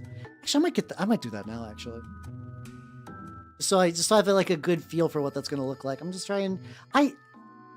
In theory, you'd be like, "How you paint garlic a lot? You have your recipe for all the colors like written down, right?" I guess I could go back to earlier streams, but I will fully admit I've gotten really bad. I've not been like, this is mahogany brown from Vallejo. I think a lot of times I'm like, I'm doing purple and I just paint purple. I do need to get a little bit back into that. I have been very guilty of not naming colors and stuff. If I'm painting a color and you want to know and I'm forgetting, let me know. Like pigs in a blanket. Pigs in a blanket does sound good. It does sound. I have not had pigs in a blanket in a hot minute. I get like I like roped. Oh, that might need to be metal. I probably need to go back and touch up some stuff under the. I think adding this extra color though definitely is hell. I need a little more though. I'm gonna be putting this fucking everywhere. Oh god, this is some crusty old paint. I like how because like I can tell so this is from a different like the previous era of Vallejo. It's like I have enough paints that are kind of different stages. Like I have a couple that were from before that era though. Those have basically dried out. I've kind of gotten rid of them. I still have a bag. I have a bag of paints that I've purchased over the years. They're fine, but like I've kind of switched colors or like they're Games Workshop ones or whatever. And I've been like, hey, local magic group. I know a lot of you talk about Warhammer, like potentially being interested in Warhammer. Just letting you know, got a big old thing of paint. You can use it anytime if you ever want to. Yeah, I got a big old thing of paint. They haven't bit the bait on that yet. Closest I got is the one guy who started to get into Kill Team, you know? How you doing, Wretched Goblin? Not a crazy amount. I've got about solid 2 hours of painting. I'm currently working on this trebuchet for Turnip28. So this is the main body. This is the guy who's gonna like load the gun.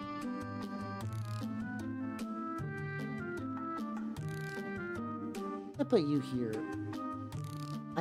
This is definitely like a guy that needs to go on like dead last. I have to fight every urge in my body that says like, hey, you know, you can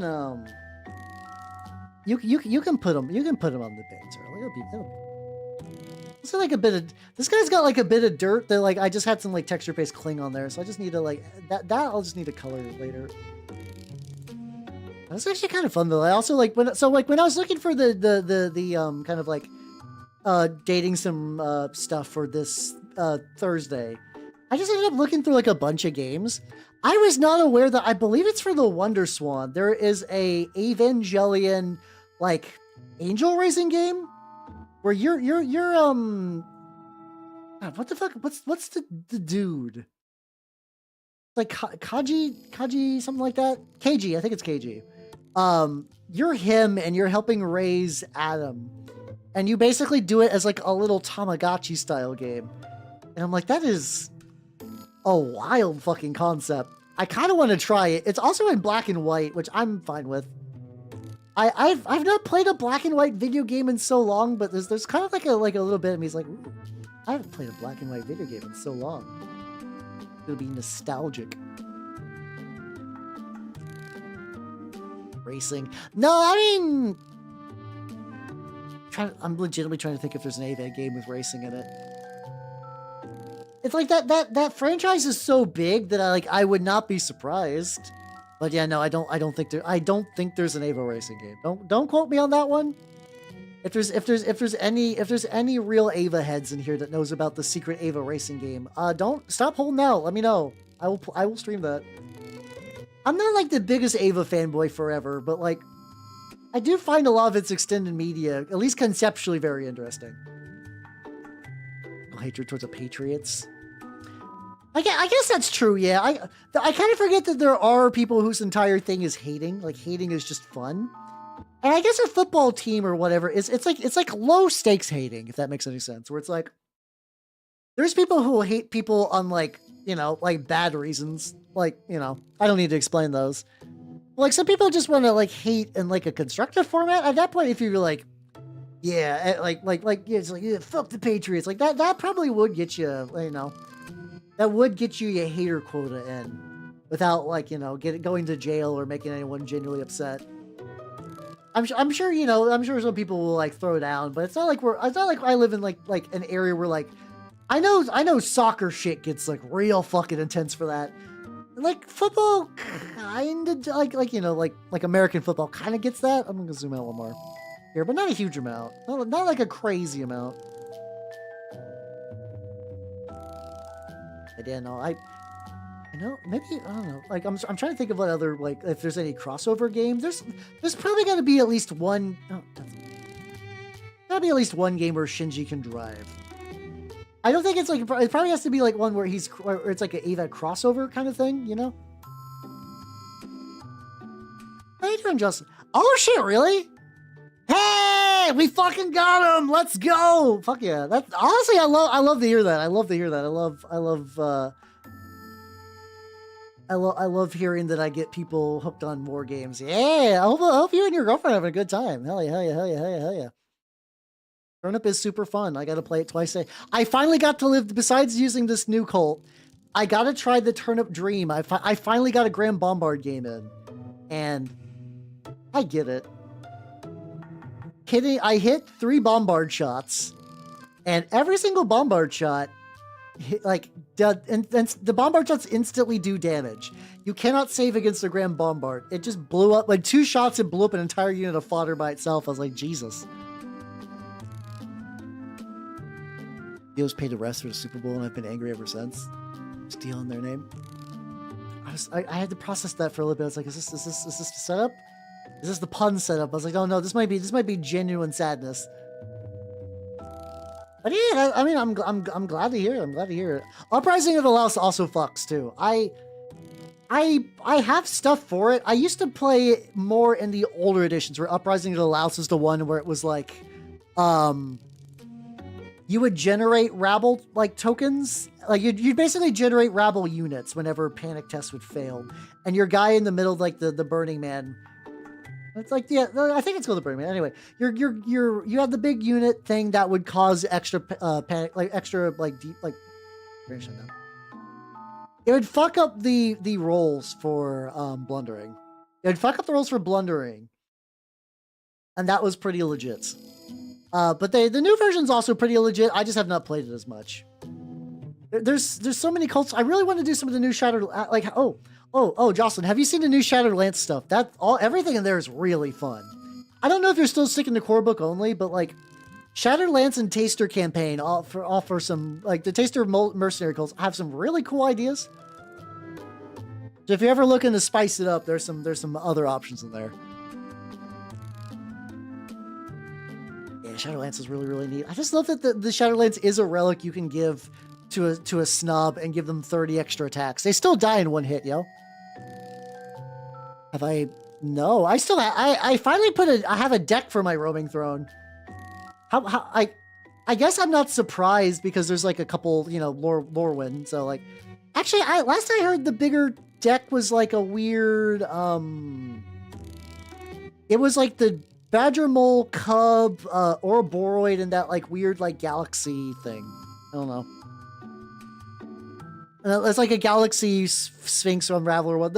The one where it's like helps you. It's a Sphinx that draws you cards. I know that was a big standard deck. I don't know if others have kind of come up in its place or not. Oh god, hold on, I'm curious. Fuck.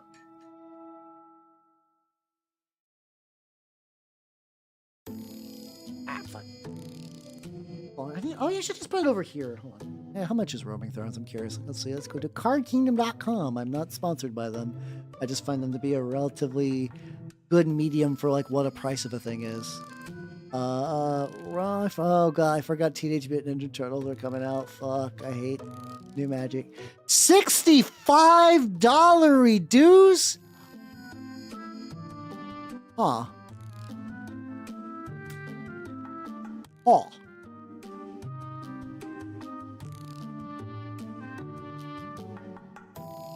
I see. Can only fit 30 dice. That sounds like a max move. On one hand, let me see another one. Let me see another. How much is Ouroboros? Ouroboros is currently going for 40. Okay, and then Badger Mulk 75. Okay. Now on one hand, I currently have all three of those in decks, but on the other hand, I think I might go through my cards and sell them. Because, like, would keeping them make my decks objectively stronger? Yeah. But, like, I could put that money towards, like, the new, I could put that money towards, like, the rigging for Hal new outfit. And I think I would have a better time with that. Yeah, shit. Okay, then we'll have to... I don't know. I'll have to wait until probably Friday to have the time to start sorting through my collection again. I can do that now, so I don't have to worry about getting I will have to pay taxes on those eventually, but that's a next year problem. Oh. Catch up on the red on these guys. Well, shit. Thanks for the heads up though, because I know selling them the way I do, you don't get a full price for those. But that's fine. I don't want to set up an eBay store and everything. I can get a decent amount for all those. So that'll be nice, because then I can just put all that towards new outfit. Because I know the rigging on that is going to be heinous. I'm not looking forward to that financially speaking. But would be cool. Yeah, that's a better. Yeah. Because I have the Badger Mole Cubs in my Earthbending deck, which is cool. I have the Gruul Toph that whenever you cast a spell, she Earthbends. She probably doesn't need it. I'm sure it's a great card objectively, but I don't think that deck needs that card to function.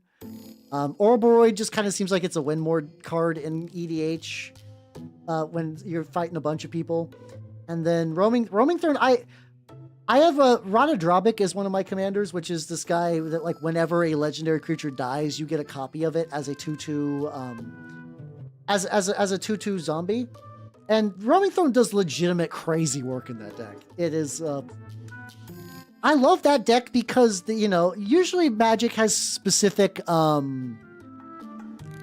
usually that deck has usually cards that do those kind of duplicates will have non-token legendary creature. But if you make a token of your zombie legendary again through the Ring Tempts You or something else, usually the Ring Tempts You, you can loop shit. You can keep it going, and it's really nice. Oh yeah, there's that new elemental deck. That would explain a lot as well. Oh yeah, Pokemon turns 30. Oh god, yeah, you're right. Fuck. I kind of forgot because I have, I used to be, I was a big Pokemon guy, but Pokemon just kind of stopped evolving as a game series for a while. I don't know, there was the fucking Scarlet and Violet that was basically running like shit. I know it runs better on the Switch too, but I don't got a Switch 2. I don't think I will ever get a Switch 2. Once again, because that's that's $400 to buy a console that I'm not going to use a whole lot, so I'm good. I am sad about Kirby's Air Riders, though. A sequel to Kirby's Air Ride was one of my holy grail games, and then it comes out, and I'm busy painting I'm busy painting a garlic guy. It's fun. It's a really real mood though. I am busy painting a garlic guy, but Yeah. I know Za is supposed to be alright, you know? Really? Stick study being banned tomorrow. Like, is there a ban and like restricted announcement coming up? Like, is that? I was like, I always like pricing out my cards, but if Ristic got banned, I would like to jump ahead of that. Wait, let me shoot you real quick. Hold on.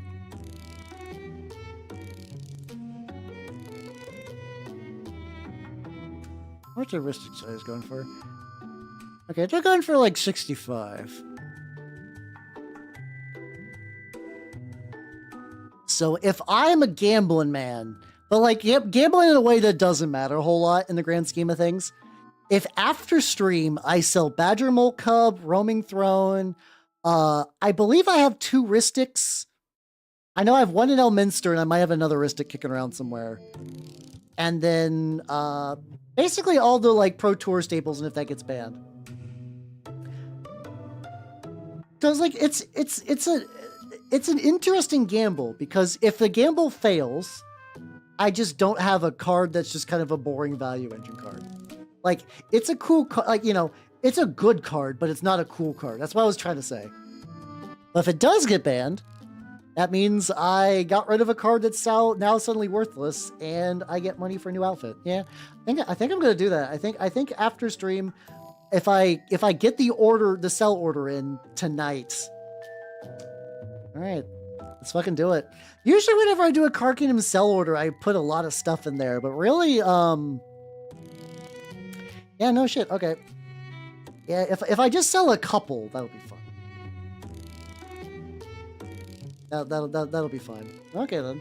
Okay. I'll have to give that a go. See how that works out. Yeah, there we go. Sorry, I was just thinking my part. Hey, let's go. I mean, I will say Za is the closest I've been feeling FOMO to, like, maybe I should try a Pokemon game. I don't know why, just seeing people just kind of like casually take photos with their Pokemon seemed more like, that was more FOMO inducing to me than playing the game, because like, I don't think I've ever seen people be like, whoa, this gameplay is super fun. It's always like, hey, I gotta dress up, and also here's my Pokemon. Fuck, why did ads happen right during the raid? How's it going, DK? Welcome, everybody. Welcome. Hopefully you can see this after the raid is done. I'll take a stretch. I'll get everything showing, and then I'll make sure that everyone. I don't want anyone to miss out. There we go. I will symbol the lad in the position of where the lad is going to be built at, and take a sip. Okay, I think you all should be free from Agile, I think. How's it going, everybody? Welcome. How you doing, DK? How you doing, Epion Avenger? How you doing, Gwaine? And yeah, anyone else who might be a lurker chilling, if you do not know me, I'm Habernot the Mimic Elf, Richard Painting VTuber of the Nurgle Scave Ray. How is Neo 3? I have not played Neo 1, but it also seems very cool. I am currently building a model for Turnip28.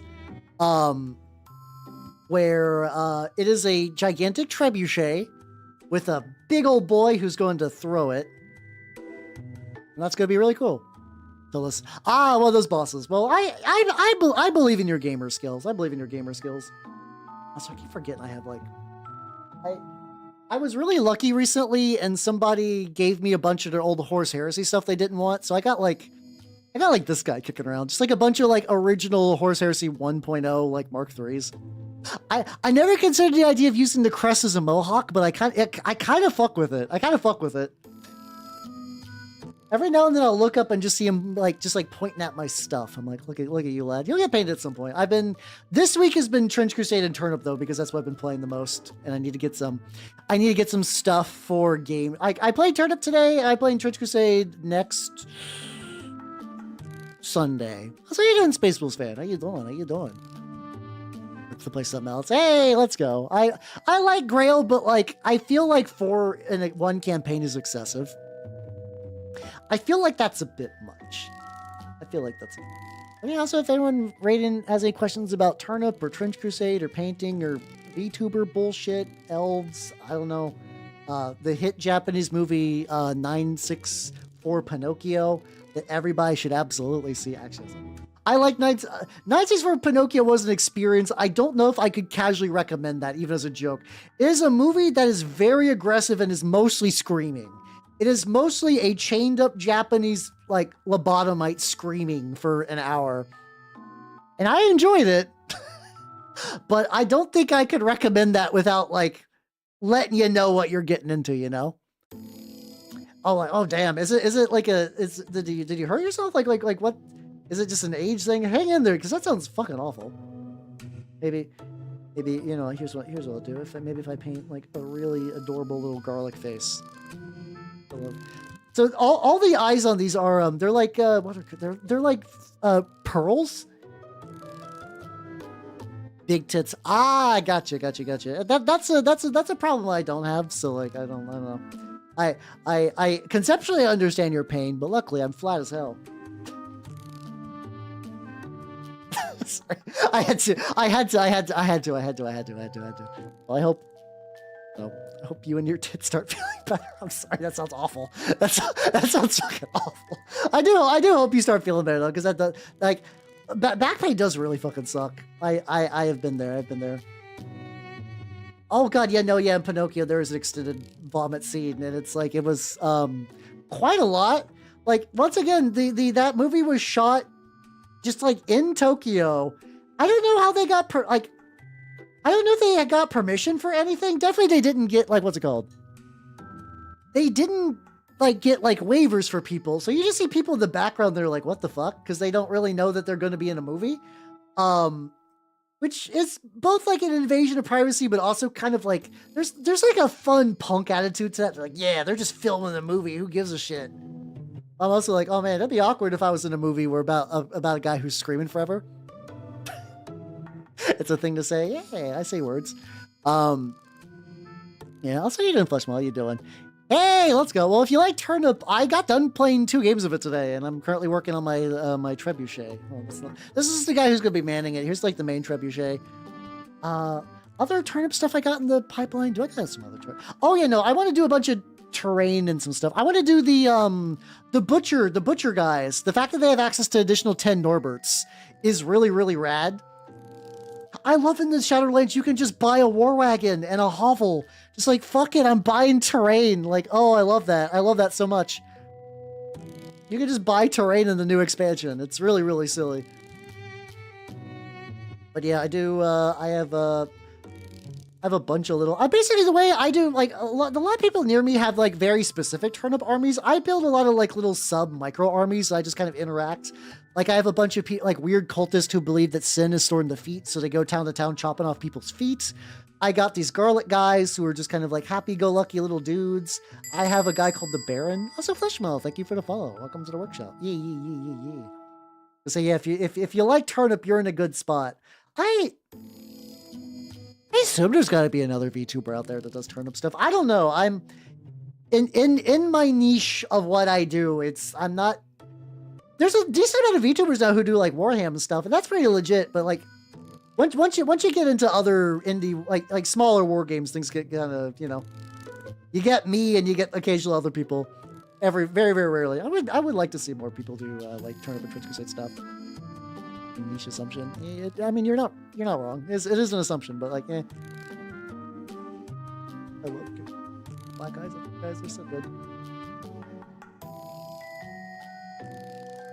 But yeah. I like love me some Turnip. That was kind of like the Turnip was the game that got my local group together, because it was originally I've had a really banging LGS for years, but I never played games in there really, just because like, you know, I was like, you know, I started mini painting back in 2011, but I took a huge hiatus until like 2019, where I was kind of getting back into it. But like, I was like, I'm gonna, you know, I started playing some war games. I started playing some Age of Sigmar, and then COVID happened. So I was like, well, I guess I'm just gonna paint a lot more then, and, you know, became a VTuber. Whoops. But then the VTubing did help me paint. I still, once again, my primary goal, my reason for becoming a VTuber was to work on my backlog, which is real and true. Kind of funny how that worked out. That's still pretty good. Christmas obscure movie. Are you doing, Angel? No, I don't think so. Turnip is a very... I actually don't know if Attack of the Killer Tomatoes is a... I think that's a US thing, right? like I'm aware of the movie, but I just never really considered where it came from. Now, usually Turnip stuff is more kind of like, I don't know, there's definitely like a humor style to it, but I don't know. It's a very British game. It's a very British game. If you want to do a tomato-themed army, you could though. I mean, no, that's like, well, you can kind of theme it on whatever vegetable, but root vegetables are kind of preferred. Like that's kind of the thing. I mean, if you're like, I want to do an army based on kiwis, you could. If you did it well enough and put thought into it, I don't think anyone would like stop you. It would be very uncommon though. Hey, excellent deck. How you doing? How you doing? Or Top Hat, my bad. There we go. Yeah. I can remember some of the different names. Go. Ain't you great? Yeah, kinda. I mean, you know, like objectively, VTubing for what I do pays less than a minimum wage job, and I often lose money because I dunk money back into it. But like, I'm not doing this to get fucking rich. It does help though. I will say VTubing does help immensely for mini stuff. Like I said, I'm not gonna like retire off of this, but it does actually help a lot with like getting supplies is sort of the big save, really. Anyone even trying? I pronounce things just kind of at random, and sometimes I get it. I've had people tell me that I get their name. I'm like, I'm gonna butcher your name, and then I say it perfectly, but it's not. It's not. I kind of assume that if it was exotic, you would have done like, you know, some numbers or done like a 1 or something like that. I do get good stuff though. I do. Like I said, like, you know, VTuber has been like legitimately a full life like upside. It's been great. It's been legit. And then getting back into playing the war games that I paint has also been really good. And like kind of dealing with my brain stuff lately has been pretty good. Things have been pretty good for me. Little eyes are fucking itty. So itty bitty. Squids, I haven't checked on Squids if they got. I haven't checked out on Squid shirt yet. I should take a look. I should take a look at his shirts. Squids also if you do like Warhammer, Squids does got a very, very good deal. He's got good deals for days. Not order. I currently am from him. I have ordered the rot swords from the Age of Sigmar line, which part of me like I'm like, do I mount them on square bases? The rot swords are kind of sort of like, you know, they would work really, really, really well as Nurgle marked Chaos Warriors, and I'm like, well, you know, I could. Age of Sigmar isn't entirely off the table for me, you know. Oh. Was it like a volunteer thing? Did you get paid? That feels like a lot of time. I mean, I don't know if you're. That's like a thing that's like, you know, if you're doing it for specific reasons, that's fine. But like if you're just kind of like forced to do that, that sounds fucking rough. Welcome back to being at home. Hell yeah. Nice. Yeah, I feel that I was trapped in the laundry all day yesterday, so I didn't get to do much. Other than watch the Pinocchio movie and then get a little bit of stuff done. I have not asked him on that. I have not asked Squid about the Trench Crusade kits. I'll have to poke him on that. I'll have to poke him on that at some point. Because that'd be pretty nice. I wonder also too, like, I also wonder if he's getting the, like, I like talking with my friends, but also we have a dangerous feedback loop of like, man, would it be cool to play this game? And like, one of those is Blood Bowl, which is fine. We're also talking about, they're finally releasing a StarCraft game. And the StarCraft game actually seems kind of sick because it's doing that, like, you do build a base. I think you basically choose buildings before the match starts, and the buildings sort of dictate what models you get and like how quickly they start entering the battlefield. So you could do like a kind of like Zerg Rush style where it's like you only pick buildings at the start that kind of enable like Zergling production. And you'll get a lot of models on the table early. But like if your opponent can like hold out, then eventually they could kind of like, if they were kind of teching to more of like a long game thing. As far as I'm aware, that's how the mechanics work for that. That seems cool. And like, you know, Zerg are cool. Zerg are neat. I don't know, that I don't know if that's going to be on the docket. Once again, it's really easy just to be like, hey Hal, you should play this cool game. You should play this cool game that's coming up. And I'm like, I should. I never question it, and it's not like it's because like if I had infinite in time and money, I would play every war game. I would play every war game. I would paint every war game. I would have at least one army for every war game. That's sort of like a weird dream scenario that I don't see being like super feasible, especially because like one Horus Heresy army will take like 30 goddamn years. But like, you know, I like that idea. I like the idea that it's like, oh, this week we're going to do Forbidden Psalm. I'm like, oh, cool. Okay, yeah, let me get a little warband for that, you know?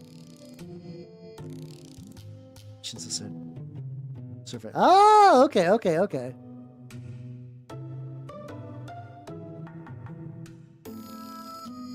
Missions, so let's start playing. Oh, that'd be cool. So yeah, getting to go to Japan would be pretty legit. Hell yeah. But yeah, no, it's a neat pipe dream. Also, how you doing? How you doing, Tessic? I did not say hello. Yeah, no, VTubing is like, I believe there is a point where VTubing could technically be a source of income. But it requires a lot. It requires a lot, especially because like one VTuber model will just like set you back like a couple thousand. I was very lucky for this one, and looking into the new outfit, which is still coming together. I don't have the art for that one yet. I think in worst case, if nothing else special for the for my 6th anniversary, I want to try to at least like show off the design of that. So there'll be something for that. Once again, I still think that the 6-year anniversary is going to be very, very chill. Because it's kind of weird. I feel like I've done enough of these where it's like I'm hitting the same beats. Like I'll still, you know, for the usual for people who have not seen like very early baby Hal, I'll show off like the V-roids and stuff. How you doing, Lego Man? How you doing? Hopefully you're having a good old time. I am working on this trebuchet. Good. There we go. Probably go ahead and touch up the eyes in a bit, but like so far so good. Just the little bulbs a little bit. Don't ask. No, listen. I know I don't want to do that. That's fucking awful. I do not want to be chased away from any war game. Oh, you know, yeah. Do what you gotta do. Do what you gotta do. It requires money, more important. Yeah, time. Like, it's not too bad. Oh, that's a really good. Is that art and rigging? Because that's a really spicy deal. If so, hell yeah. Well, hell yeah. Let's go. Darkest red, like red, purple. That's.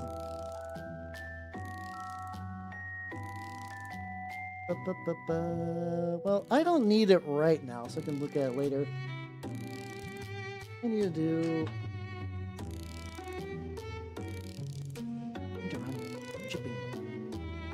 Why is it like this? If I do like a lighter red dry brush, and I could like tweak the little. Actually, no. A good early dry brush should be for. Oh shit! I remember now. Okay. I need to go back to this. I need to add a little bit more of that like brown. That's black. I need to add a color and not this. You know, not just black. Get that back. I think, like I said, I want to add like a little bit of like a yellow-green tinge to some of this. I think I'm still going to use like drab brown as the dry brush color, which is just going to lighten the wood. But I think I want to get some like, I want the stuff to look like it's kind of like rotting. So I'm going to use a little bit of like medium olive and just see what happens if I can move that in there.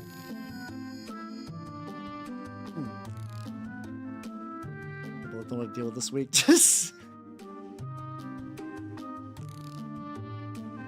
Imagine calling to work. They're like, I can't go to work. I got dad slapped. I'm sure somebody's calling to work for that reason. Let's do. Hell yeah. For the VTubing bit. VTubing fun. VTubing's so fun. Doing it for 6 years and I don't have any plans on stopping anytime.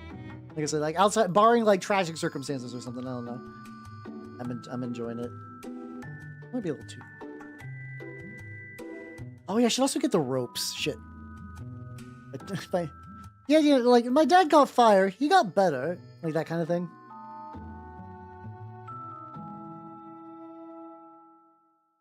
not tried doing something quite like this, but I'm hoping just like this, the coloration will sort of buff out once I start doing the, once I start doing the dry brushing.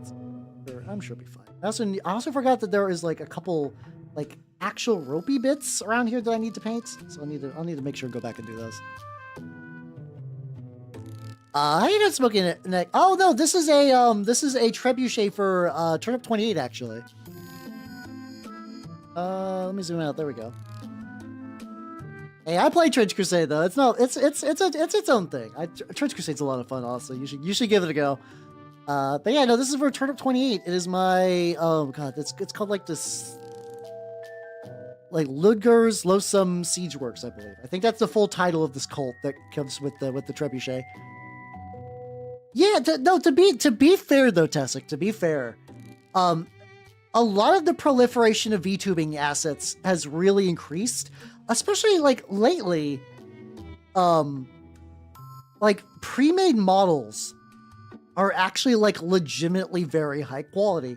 Like you got people like Twin Tails, and there's like another one that got big, where like people are putting together like whole models that you can customize into be like, you know, if you have an idea for like what your VTuber self would be like, and like you don't need any, like, you know, you're just starting out, or you're like maybe you're feeling out like, oh, I don't know, I'm kind of like not feeling my current vibe, I want to maybe try something else. You can pick up one of those for like 120 and like easily get going with that. It's really, really cool.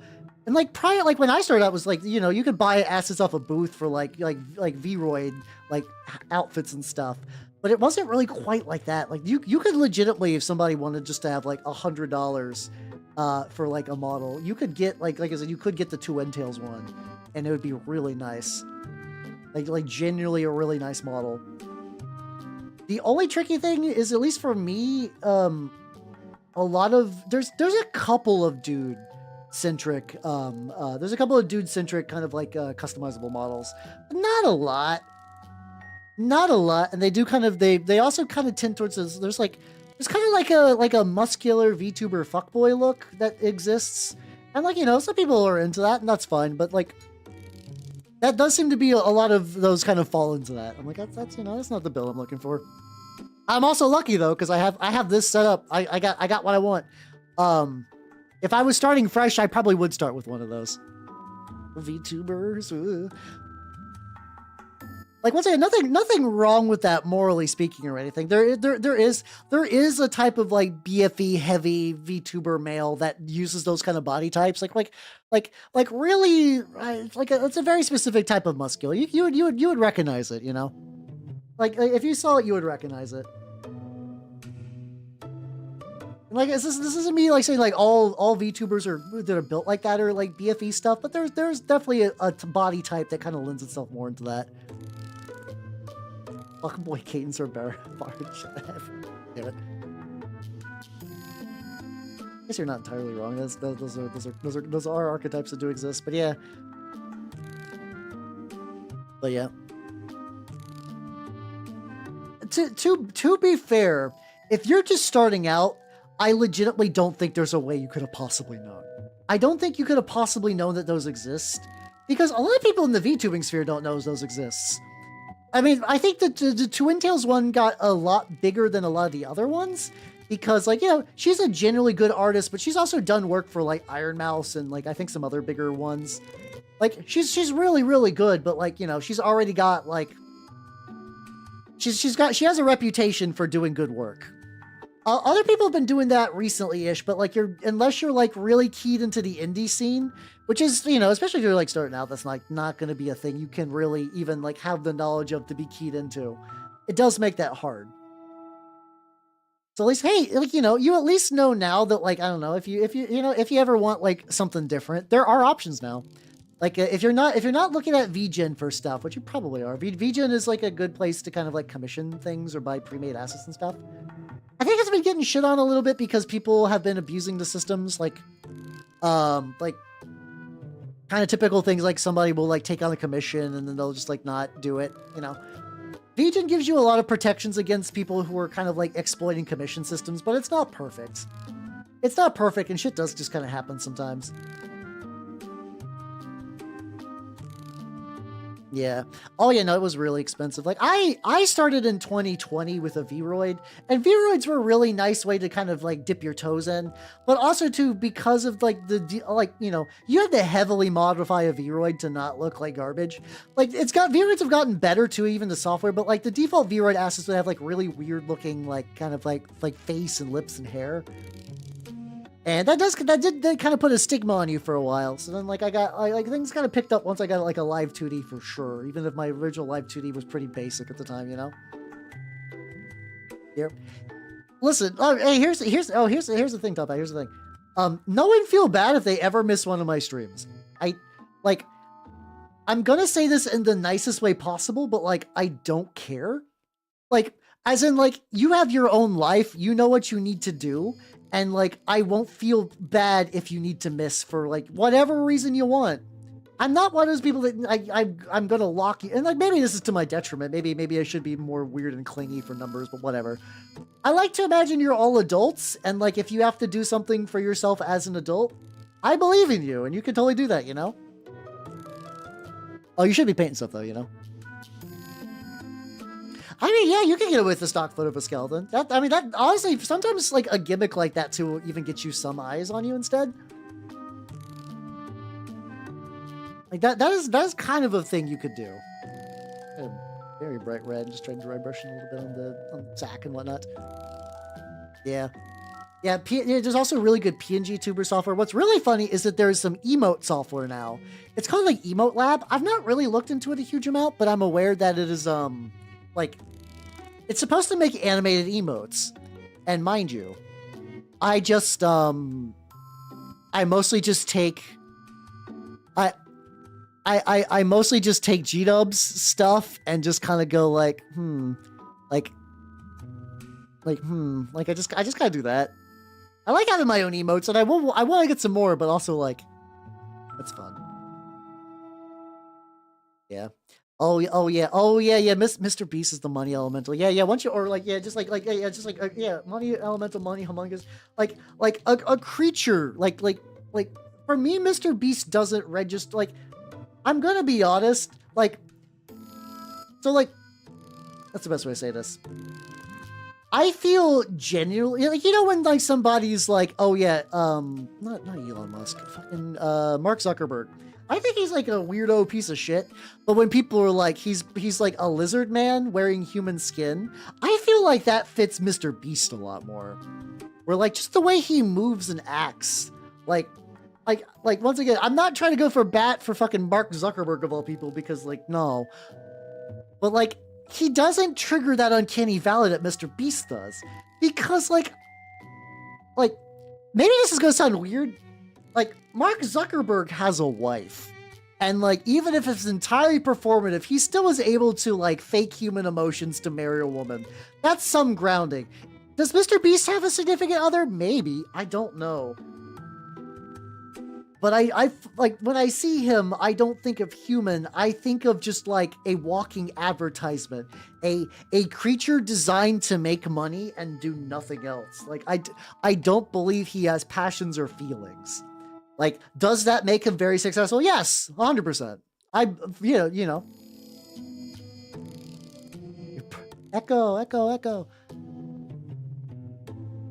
Yeah, avatar of capitalism, yeah. Bought it. Oh god, I would not be surprised. I would not be surprised if someone's gonna buy that for some, like, really dumb, like, I don't know, some dumb publicity stuff thing, and like, you are a horrible person. Why would you do that? How do I get a PNG? That's a good way to do it. Once again, PNG tubers are pretty legit. Like, the longer VTubing matures as a medium, the more options you get for it, which is also really, really nice. You know, this is like, why does the packets keep chipping off? So thank you for the sub, Top Hat. Thank you. He's finally started hunting people. Yeah, oh yeah, I mean, he's kind of basically done that, right? He's done like a weird thing where he's like trapped people in like a burning room or some shit? Like, do you guys remember when it was like, so this was a very 90s thing, but the idea of like edgy Sesame Street, or like there's like a certain kind of like, or even like the like, the fucking like RoboCop guy. Like the fucking like I'll buy that for $1, like that kind of weird, exaggerated, like kind of TV host. That is just Mr. Beast. Also, El Hernando, thank you for the follow. Welcome to the workshop. We're shitting on Mr. Beast while I paint minis, as one does. As one does.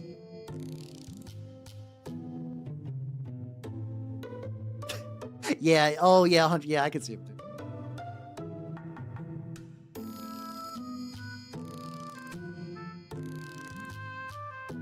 Mimic. I do need some mimic emotes. I need to do that. I definitely need to do that. Like I feel like it's very funny because like you guys like when like really kind of religious conspiracy theorists, people kind of believe in like the Antichrist. Like I'd be more willing to believe that it's Mr. Beast than like I don't know literally anyone they've ever put forward for that. I'd be way more willing to believe that like Mr. Beast would shed his skin and he's like, it is I, like the avatar of capitalism, and just like three, like just like he gets like that burn, like that like you'll see in some art where it's like there'll be like a demon with a crown, but the crown is like 2D and on fire. I think Hellboy has that in a couple of instances. I could see something like that. I could see that easily. Let's see if I dry brush the base of this. Remove all the shit. So like. We'll get a little bit of texture highlight back.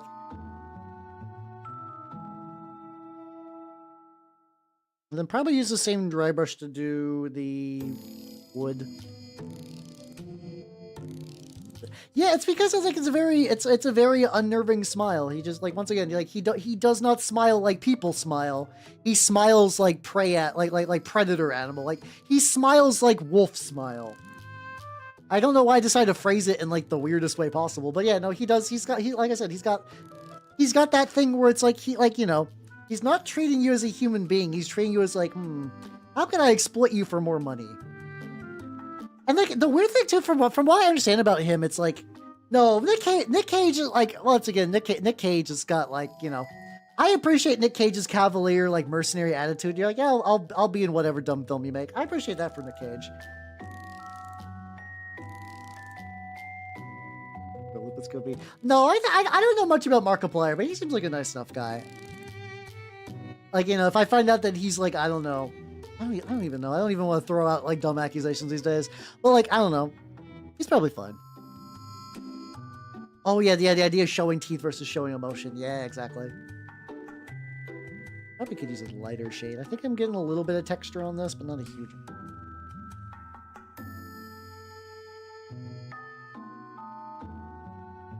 Let's dunk on that a little bit. But yeah, I also vaguely remember hearing somewhere where it's like, I think for him, I don't know. Get me a new paper towel, because this other one's gonna be... All right, there we go. Like, I vaguely heard that something to the degree of like, it's like almost like a weird compulsion for him. Like, I don't think Mr. Beast can stop.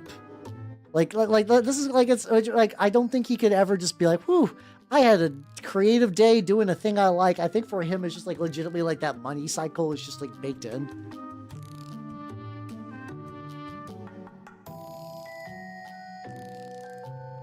Be joining. Ooh, hey, let's go. I know Project Zomboid is your shit, so that's gonna be a good time. Oh yeah, this dry brow. So I was like, I wanted to paint this guy a color. Oh, how you doing, Solat? No, sorry, it's a no rats here, only garlic. This is a very garlicky stream. Let me try to dry brush. See how that looks. I think I also need to dry brush a little bit of like an off-white onto the garlic, guys. Well, I'll hit that up a bit later.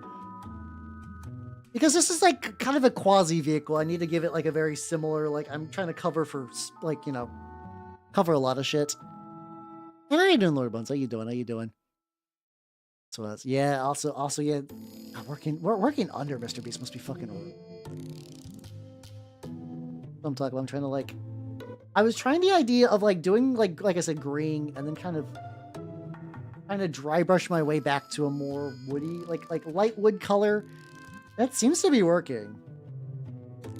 Like I can see little green stains and stuff in there. I'll probably just add some to it.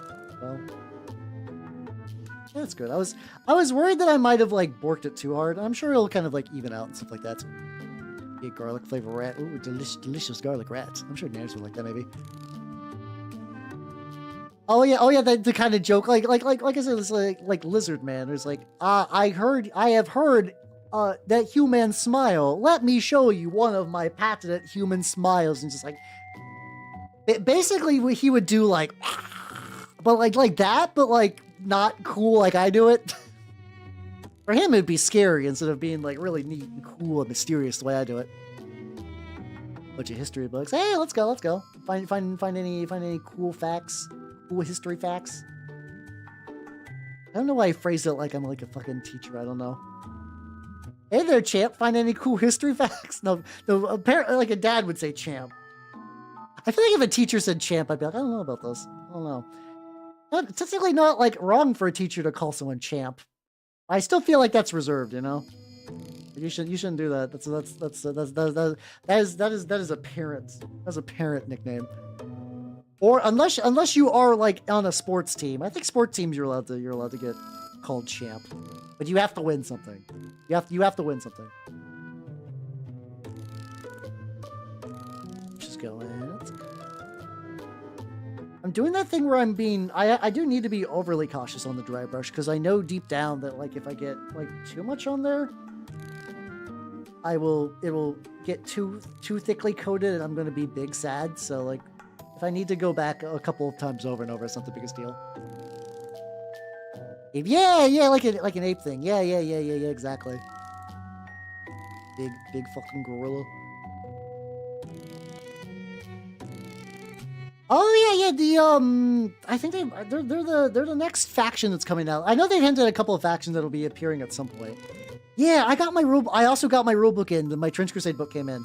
I've not really had time to fully sit down and like look through it, but like I did a quick cursory skim and I'm like, ooh man, that is a pretty book.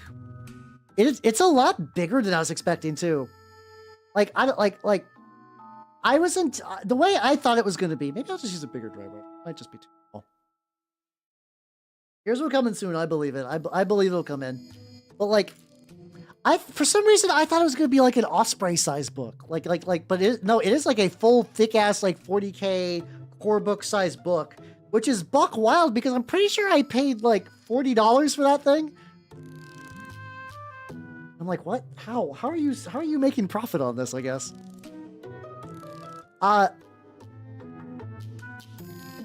Oh, does it have I didn't check to see if it had one of those ribbon. I do love those though. I do like those. If there's not a ribbon bookmark thing, what I tend to do is use magic cards, and those are fine. You know, I do like a built-in one though. Yeah, I do imagine, like, you know, sometimes those kind of books are that price. Like fucking also this may be a little too. No, it's fine. What was it called? The fucking Inquisitor, like the 28 magazine collected edition had like, it wasn't quite like that expensive, but it was like, you know, maybe like $50 or 50, 60. So actually, but it had like a lot of cool stuff in there. So it was worth it. I don't know how much it's entirely like a G-Dubs pricing thing. I don't know. But the Trench Crusade core book is neat. I also don't know if they're doing hardcovers outside the Kickstarter. I'm sure eventually they will. Like, basically, anytime a Kickstarter does, like, a second Kickstarter, they will usually offer, like, the core... Because, like, I don't think this is ever supposed to be, like, a FOMO, like, oh, you... Like, I'm pretty sure eventually there'll be softcover versions of the rulebook, because you should really do that. And, like, you know, the rules will be free forever, because, like, you know, there's... Like, there's rules in the back of the book, but I'm going to primarily use that book for, like, lore and arts, and that, like, the rules are in, like, a nice, convenient PDF format that I can browse at my leisure instead. But yeah, no, it's nice. I've gotten so many books that I've not gotten to check out. I forgot that I pre-ordered Vermis 3. So like, I will fully admit I have not read any of the Vermis books. For context, for people who don't know, Vermis books, they're the ones that are like kind of like LARPing as like a game manual for a book for like a game that doesn't exist. And, like, I've heard good things about them, but they typically would sell out. So I remember when, like, the third one came out, I was like, yeah, you know, I'll give it a look. I'll give it... If you're going for the idea of, like, a RPG that, like, you just kind of stumble upon and you don't really know what's going on, I feel like sometimes like I had that experience growing up actually, you know. I got some like game manuals for games that just were not near me. Like I remember getting the manual for Populous. I never got a chance to play Populous, but Populous seemed really, really neat because at that time I did play Black and White, which I did enjoy. I enjoyed Black and White, but I was bad at it. I was so bad at it. I just didn't know what the fuck to do in it. I was like, well, monkey happy, and I can feed monkey like villagers, but I'm not really like progressing my way through like the game. That just wasn't really happening for me. Which is a shame because I would like to go back to Black and White one of these days. I don't know if that's like good stream content, but maybe. It is basically like abandonware, so if I wanted to grab it, I could. But I got a couple of other games on the docket. Awesome to mind weighing in. I can't really check the Discord when I'm streaming, but I could take a look later. I could take a look later. Vasa Nordic. Is that the one with the ducks? I think I have that. I think I picked that up on sale. Like there's a secondary LGS that I don't go to super often because it's kind of out of the way, but like it mostly specializes in like card games, which is why I was like I don't need to go there. I don't really need that like card game knowledge for that. Where's I have like an off. I think I need a dry burst of garlics with this. Let's see how that goes. But yeah, I'm vaguely aware of it. I have not really super looked. I'm currently in like what's it called?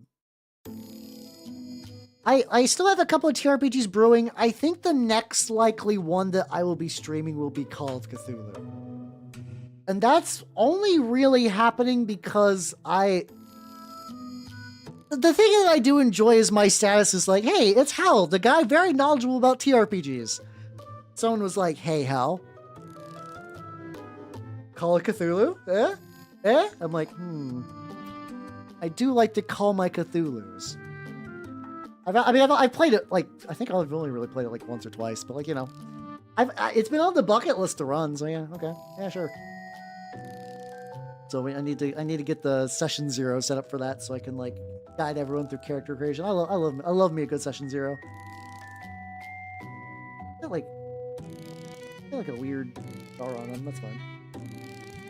There we go. This is also going to repaint over the eyes, but that's fine at this stage because I don't care that much about the eyes. Some of the angles are kind of awkward though. Like I can't. There's like I can see like a little bit of like some shit going on there, like around there-ish. Like why is it those colors? Like the red I can understand. Why is it that black? I don't know. I can always touch up later though. But yeah, no, TRPGs will be coming. TRPGs will be coming. I can't, part of me is like, oh, the year is running out again. I think that's like I'm hyper vigilant now because like guys, what the fuck happened with 2025? Like I don't mean in terms of it like being especially good or bad. I mean it just felt like 2025 had fucking just like it was just fucking gone. But I really want to like not repeat that again this year, you know? Oh, that sounds pretty legit. There's like a couple of toy-based TRPGs out there that sound kind of neat. There was a Powered by the Apocalypse one that was very similar idea. I think that one was supposed to be like, do you guys remember the movie 9? I think that one was specifically supposed to be sort of that vibe of like, humanity is dead or gone for reasons that like you don't really know because you are just like, you know, like a toy or a puppet or like a souvenir alligator that came to life. You're basically like an inanimate object creature thing that kind of like regained life. And you're trying to sort of like survive in this world. And I think there's like monsters and shit. I'm like vaguely aware of that one. I don't think I've heard about I keep thinking of. I get that was referring to stuffing, but I keep thinking of there's a old like World of Darkness actually not World. It was the like I guess it was New World of Darkness and became like Chronicles of Darkness. It was that Dude's a Legend thing where it was like, you were like, yeah, you could be like a badass stripper or get like a katana. Like that kind of like, it was just kind of the White Wolf people poking fun of like, you know, the kind of people like, cause like that's always sort of been a thing where it's like, yeah, I'm a vampire. Life is life is hell and I must navigate the politics and will I live to lead another sunrise? But then you got people that are like, trench coat, black, guns, double deagles, sword, katana, obviously. And they kind of play them as just kind of like edgy, badass. Like it's the kind of stuff that like when you see like Underworld, you're like, yeah, no, people played World of Darkness like Underworld before Underworld was a thing. Not much. Yeah, they're like why would I be sad? I can get like fucking like I can fly and I got like kind of understandable. Like I like the kind of inherent like I've always liked the idea of you're basically kind of like Pink Mohawk style for World of Darkness. Like I do like a serious game of vampire and I do like really because it does suck to be a vampire. It's like one of those things that you just kind of forget that like, oh yeah, no, your life is sort of like. There's also kind of like a weird like corporate horror to it, which sounds weird. But like, let's say, so like you had a life. Like let's say before you're a vampire in the World of Darkness, you had a life. You had family and loved ones and like stuff you were doing. Even if you didn't, you had stuff you were doing. Now that's gone. You have to listen to the prince. You have to deal with other people trying to backstab you. You gotta work on feeding every night or you fucking die. You gotta work on getting money because you still need like a place to keep your coffin out when you sleep. So you can't have a day job anymore. But getting a night job can be tricky. And sometimes vampires will give other vampires connections or like, yeah, maybe you will just lose your apartment and you have to keep your coffin at like, I don't know, at Elysium. But then there's more problems that come with that. And like, they're like, yeah, we'll give you a place to stay, but you got to do us a favor. And like there's kind of the inherent irony. You're like, I am now a super powered vampire, but I've never felt more like helpless and useless. Yeah, that's also true though. Like sometimes it's like, yeah, no, being a vampire is like an objective life upgrade and like everything's great. But like, you do also like miss the idea of like, just like, like having a stake or like going to a place or there's like having some stability. Like there are kind of things where it's like yeah, technically you could just be like, yeah, no, I'm a vampire. It's fucking rocks. Everything's cool. And that's kind of what a lot of that kind of like what's it called? Like that kind of like the Pink Mohawk equivalent for vampire, where you're just like, yeah, I don't need an old life. In my old life, I was an accountant. In this life, I got 2 katanas. Like that kind of thing, Finally out, and I never Tastic, did you like Vampire the Masquerade Bloodlines 1? I'm good. I have people I trust are like, this game is fucking depressing. Like there might have been a good idea under there once. And like the most I ever hear, it's like, well, Hal, it's like it's a bad Vampire Bloodlines game, but it's like a good game. And it's like, no, you don't understand. Vampire the Masquerade Bloodlines was a magical fucking game. It is one of the benchmarks. Also, Sphelion, or Cephalion? I'm gonna say Sphelion. I think that's what's right. VT, thank you for the follow. Welcome to the workshop. How you doing? But like, Vampire Bloodlines was fucking rad. And like, the fact that it's not a Bloodlines game, even if it's a good game, which from what I understand, it's kind of whatever, that still sucks. I still wanted a Bloodlines game. I've been waiting for a Bloodlines game since Bloodlines. It's like, if you've never played Vampire the Masquerade Bloodlines, and if you have any interest in it, please play it. It is legitimately like, it's early source engine. Seth is a lot easier. How you doing? It's early source engine, but they got to work with Valve, so all the characters animate really well. The mood is immaculate. You have like, it's an immersive sim too. It's got like viable alternate build paths and shit. Like you can play the game as a Nosferatu and basically never leave the sewer outside the missions, and it feels right. Now Cavians get additional bonus dial. It's really good at being a World of Darkness game. And if like the idea that like Bloodlines 2 is not that, what the fuck, part of me, I also kind of gave up on it like years ago. Like once again, like the amount of like dev switching and people leaving, like it's once again that tricky thing where you're like, oh yeah, this person like says that they were like the creator of the original. Like that's fine, but like like games are made by whole teams, and I cannot imagine that like all the people on board for Bloodlines 2 for 1 would have been in 2. But also there's all the like the years upon years of delays and like and then as soon as they're like, yeah, another company's taking over, I'm like, no, I'm good, thank you very much, no. And like, so like, I will not be playing Bloodlines 2 anytime soon. No, I'm good. Oh yeah, to play fucking Bloodlines, like the fucking club music. You could just stay in the club and just listen to like vampire, like goth rock stuff. It was great. It was legit. Like, the garlic dry brush is building up, but it feels like it's taken several layers on this bad boy.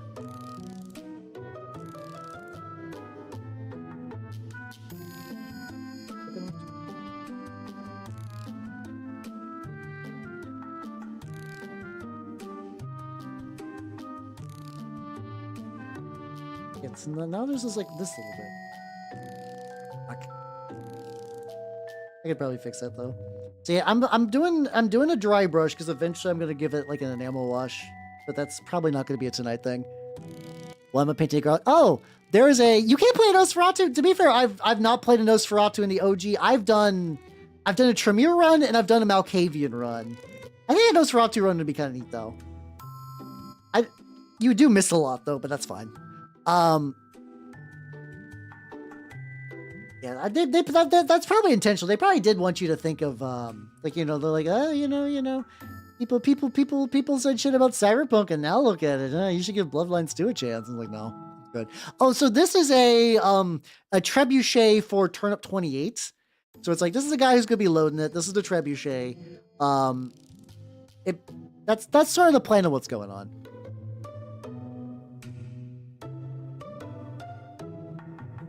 So yeah, that's why I'm doing this. Also, I'll just go back and just add a little bit of the.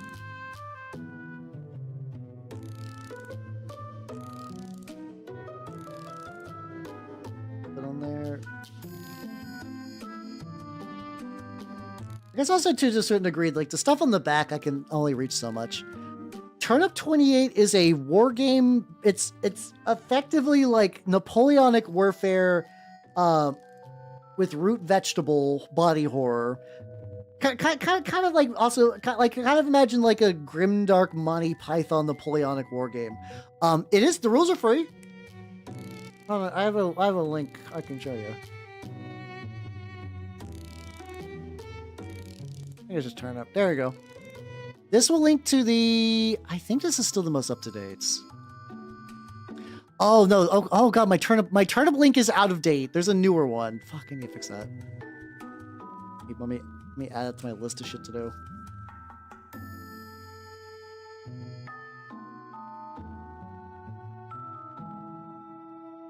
Let me get you the updated rules. Come on. Oh no, fuck! I think the version 18 is still technically playtest. That's fine. Try that. That has like the rules in it and like all the different cults and stuff like that. Guys, come on, God, yeah, I have to imagine that the Super Bowl ads are gonna be real. Like, sounds like they're gonna be a real bummer this year. Not that once again, not that I really give a shit because I don't give a shit about the Super Bowl. But yeah, there's a Malkavian in my head because James ate him.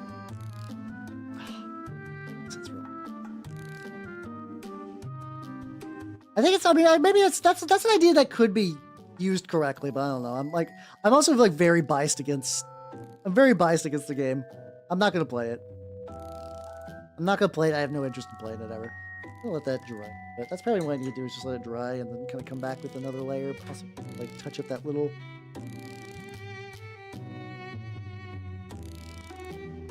Touch up this little bit right here. There we go.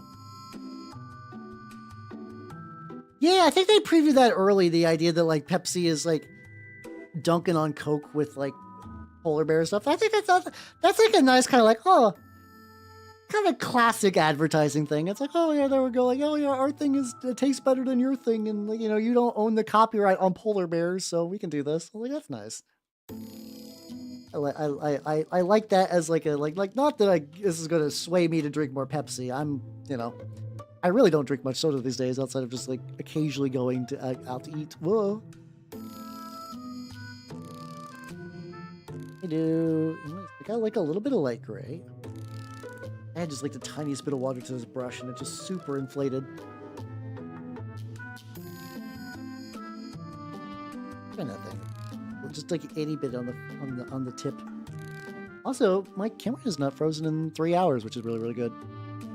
Yeah, I'm gonna be honest. I've never. I think Thin Bloods are neat as a background element.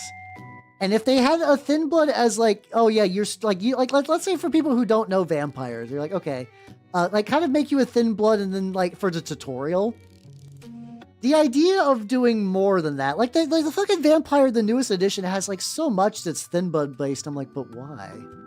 I know some people like it. Like I think Grimmy actually likes Thin Bloods, and I don't understand conceptually, but it's fine.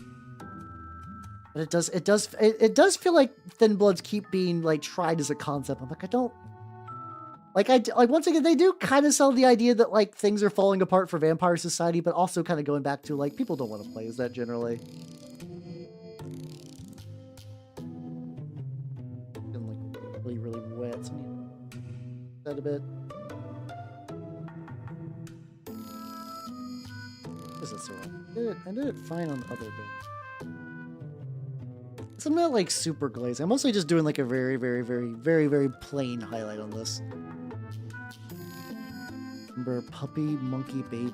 Oh, I have no idea what that is. If it was like a recent commercial too, I've also been like, I also just kind of forget that commercials exist. Like at some point on YouTube, I was just like, I don't take any of my personal information. YouTube just sends me like weird local like slideshow ads where it'll be like Pete's pineapples, and it'll just have like floating still images. Like it all looks like it's made from the same template. And I'm like, what's happening here?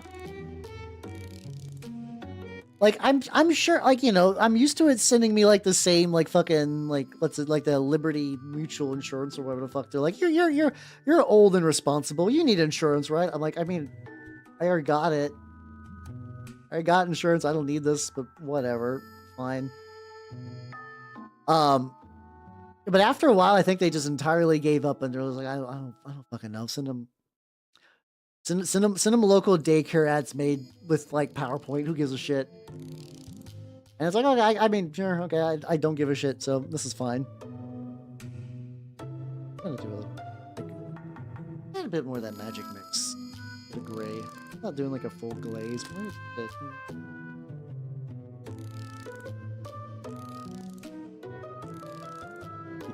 Cheap. I mean, yeah. Of a pug, the body of a monkey, and the body of a baby. Oh, that's horrible. It's kind of a fun idea. This is like a way to make something terrifying, but drink like a monster again.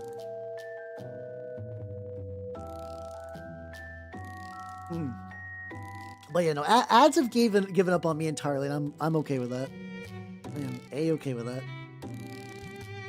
But every now and then I'll be like out in public. I'll be like, oh yeah, like regular people ads exist. Those exist sometimes. The worst part of baby, yeah. To be fair, so like, to be fair, question mark. If you're combining anything with the baby, and like you have to keep it like very obviously like this is a human baby. I don't think there's like a good part for that. Like, let's say you can't cheat and just have like the eyes of a baby on a fish, right? Like it has to have like a whole solid unbroken chunk. Like basically every aspect of that's horrible. Like maybe if you could give the arms and legs of a baby, not the full ass of the baby, but just the arms and legs to like. But even if you gave that to a puppy, that's really weird. Like I said, I like fundamentally combining anything with a baby. It's like it's just to advertise the equivalent of like if you take like a pound of chocolate and a pound of shit, you just now have 2 pounds of shit. Like it's just that. Like but just nightmares. How you doing, Luminette Sundry? Welcome, everybody. I was just talking about why you shouldn't use hybrid babies in advertising. How's it going, everybody? How you doing, Irv Sona? How you doing, Nardo VT? Welcome, everybody. Welcome, welcome, welcome. If you do not know me, I'm Halbernut, the Mimic Elf, miniature painting VTuber of the Nerdlandscape variety. Ooh, what were you painting? What were you painting, yo? Hell yeah, hell yeah, hell yeah, hell yeah, hell yeah. Always cool to see people painting out there. I am currently working on some models for Turnip28. Also, and Narachocho, thank you for the follow and welcome to the workshop as well. What were you doing? What were you doing, nerds? Were you two together? Oh, gaggle of wholesome. Oh shit! Oh fuck! Oh, this has to be a combo. That's what I did, Asabora. Welcome everybody. Welcome, welcome, welcome. Is there any more? Is there another more? Huh? Huh?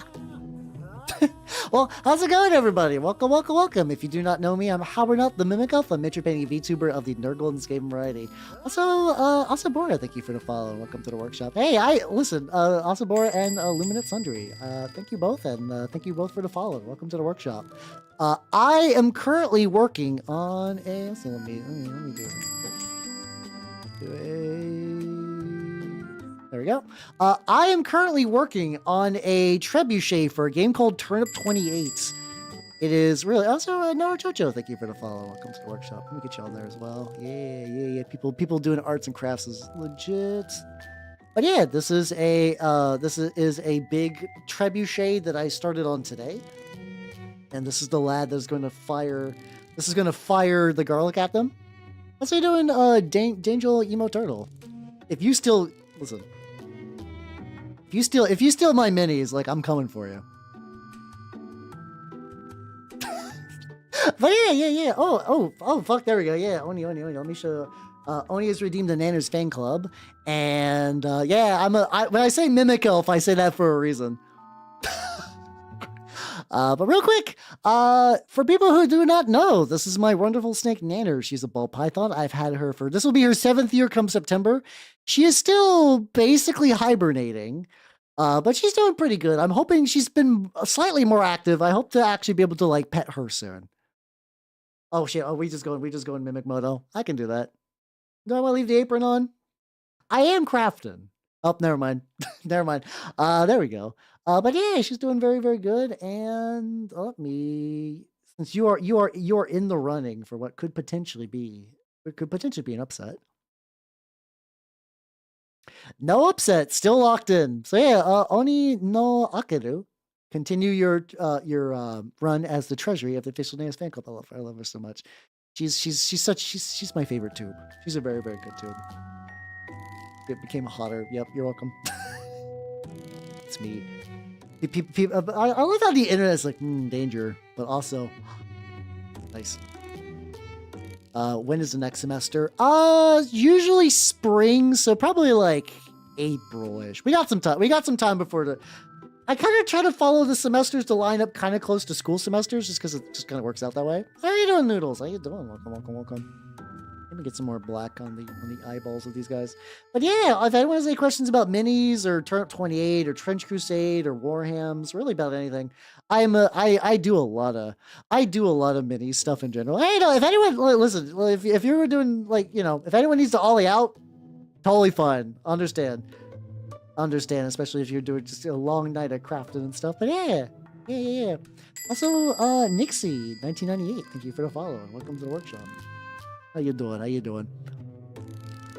But yeah, no, I do a lot of mini painting and stuff. It's fun. It's what I do. Though next Sunday, I'm gonna try out some like zine making stuff. I have a bunch of zine making supplies. I don't have like a real plan in mind. I'm probably just gonna like learn how to zine, like from a technical level, and then if I want to like plan something out like a bit more like substantive, I might. So, oh, thank you. I'm glad you like Mimic Moto. It's nice. I can show you the claws too. Hold on, let me. Because I can shapeshift. Let me put away these hands and then show. I can show everybody like the whole set. It's been a while since I've done like a full tour. So I got the tail, got the chest mouth. I got the grippers. I guess people call feet grippers these days. So I got the claws. I do got grippers though. Hold on. I got pants, real, and then my legs. For free? Yes, indeed. Oh yeah, that is the whole setup. That's the whole setup. I'm gonna bring my hands back to normal-ish. And then let's continue on my various minis. Necromunda. Hey, let's go. I feel like at this point in time, Necromunda is like the only game that like my group is not actively thinking about playing, but I feel like it's only a matter of time. I feel like Necromunda will be coming for us. It's inevitable, really.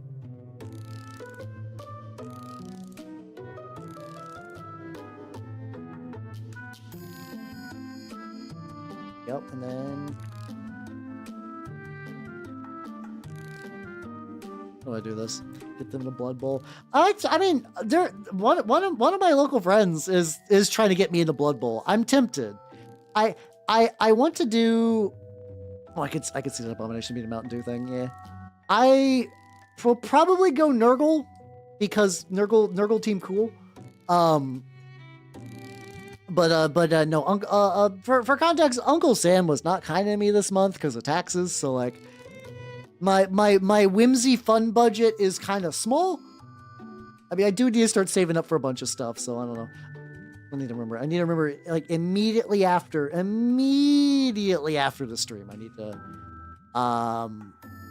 need to immediately try to sell those magic cards before the banned and restricted list goes out. So like, orcs do kind of have like a collected mental thing where like, so what's really tricky about the whole like Wa energy is that like it gets really exaggerated based on the internet. So like it's funny to do memes where like guardsmen go pew pew pew with guns and then orcs explode because that's just like a funny internet joke. But like that's not really how it works. It's more like they kind of got like subtle kind of like they kind of got like a subtle collected reality field where like around them their tech that shouldn't work does work. Like there's a lot of orc guns that are like they're still functional guns. Like in the various RPGs and stuff, humans can use orc guns if they're strong enough. But at the same token, like when an orc is not using them, they suck shit. They're just really bad. But then there's also like little things where like kind of like the weird boys who do like psychic bullshit. And then you got like, you know, if you paint like a car red, it does go a bit faster, but just for them. So like there's stuff there, but if you go by what the internet says about orc Wa energy, you would think it is just pure like Calvin Ball more or less. So Steve, have yourself a good night and take it easy, yo. But I mean, besides that, that's just like a little nerd quibble. There's like there's a lot of cool stuff out there, a lot of cool books. Yeah, I think sometimes they're kind of aware. Orc intelligence varies wildly between like the different orcs. Your average boy though probably doesn't know much. He probably knows like red makes it faster and like, you know, like purple is a sneaky color and stuff like that. But he doesn't really know the mechanics of that for certain. But yeah, like for places to look into to potentially start if you're interested about that kind of thing, a lot of the books are pretty solid. Like they're not gonna like blow your mind. But there are some ones. Which ones would I recommend to a lot of people? Night Lord Trilogy is pretty good, but it is a very like, you know, on a scale from 1 to 10, how much can you handle the main characters actively flaying people? Because they do that a lot, but they're still kind of like interesting and tragic figures when they flay people. So like, you know, if that sounds cool, Night Lord Trilogy is pretty neat. It's kind of tricky though because like the books that people recommend a lot are the ones that are like these are entertaining books. They're not necessarily a good primer per se. It's more like what I would probably recommend is just there's like anything you're interested. I will say some of the 40k wikis out there are pretty solid. Like Lexiconum is pretty solid. You can also flaying, yes, like removing the skin from someone when they're alive. Yeah. Night Lords, I can explain them. So there's I don't know how much you know, so I'm just gonna kind of like backdate my knowledge as much. Space Marines are genetically augmented humans that were designed to protect humanity and to conquer the galaxy in the name of humanity. At some point, a big thing called the Horus Heresy happened, and if you want to know more about that, don't worry, there's 50 books. This is not a bit. I don't know if there's exactly 50, but there's at least more than 40. I will say that. But when that happened, basically they sort of split into what is effectively like you know, good Space Marines and evil Space Marines. There's a lot of like nobody's a good guy in 40k. Listen, I don't disagree on that, but also like the Ultramarines are generally all right, and Night Lords do actively flay people who are alive. Night Lords were originally like basically recruited from criminal stock, and like because Space Marines can't fuck, so the way they get more Space Marines is they pretty much just like, depending on the chapter, they'll either like recruit from like worlds that are loyal to them or steal children, and then kind of modify them into Space Marines. Night Lords were about like shock and awe stuff. Like if a planet got a little uppity, got a little rebellious, you send the Night Lords to skin their governor on live TV, and then they stop doing that. Yeah, you don't see it very often. How you doing, Sir Sebastian? How you doing? So yeah, they sort of went to the renegade side, and now in modern 40k, they kind of like are sort of like subsistence level, like sustaining themselves through piracy and other kind of like petty crime stuff. Oh, Ogrins. Ogrins are they're basically like an offshoot of humanity that are really dumb, but really strong, and people like them because they're that level of dumb where they're sweet. Like there's dumb and mean, and then there's dumb and sweet. Like an Ogren will be like, I love the Emperor, he's my best friend. Like that kind of thing. And then like the commissar could be like, yo, here's this big gun. It'd make the Emperor really happy if you shoot those other guys. And then be like, you got it, boss. I love the Emperor, and I'm glad he loves me. Maybe a bit less articulate than that, but like that's the general gist of like an Ogren. But yeah, no, they're big as shit, and they can carry heavy weapons. The Blood Eagles. I suggest school on stream similar to... Okay. I have not... I don't know if they're a chapter or not. I don't know. There's so many chapters. The Blood Eagles could be a Space Marine chapter. Fix up the dry brush a little bit on this guy. But yeah, no, it goes it. It goes it. That's how you doing, 14? How you doing? Ask you when it's no longer the new. God, I don't know anymore. Oh, okay. Then I do not know on that. I do not know on that. I Google weird shit on stream. It's fine. I probably won't do that right now though. But yeah, no, they do. Night Lords do like to flay people. But yeah, wasn't like another good solid. I actually think the Eisenhorn trilogy is a pretty solid point as well. Eisenhorn trilogy it's an older series of books, so like some of the lore stuff is kind of like not bad weird. Oh fuck, we got all right, we got Edbright. Fuck.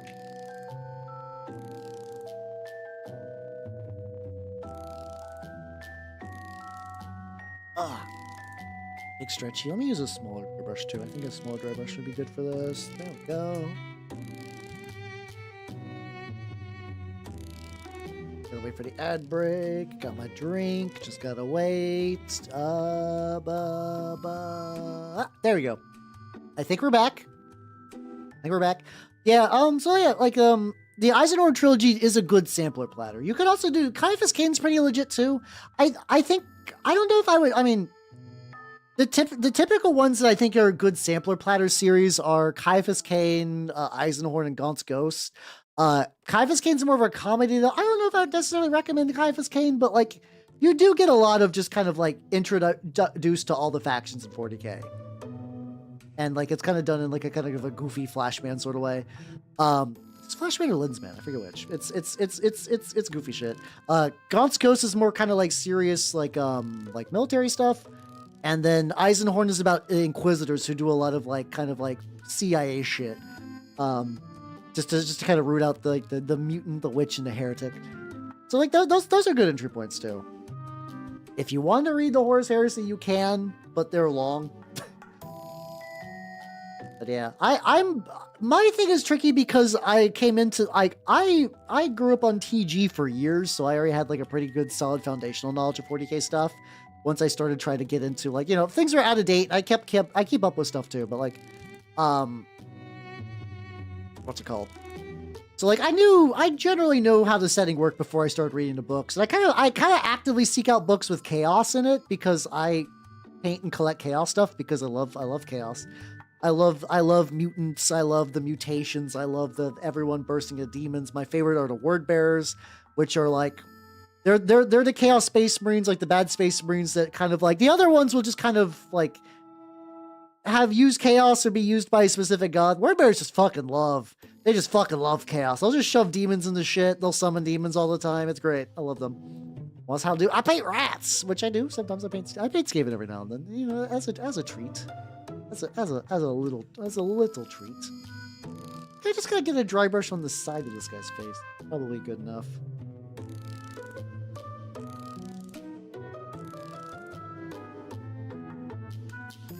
Then I can go back and get the eyes to be black again, and then it's like coming together pretty well.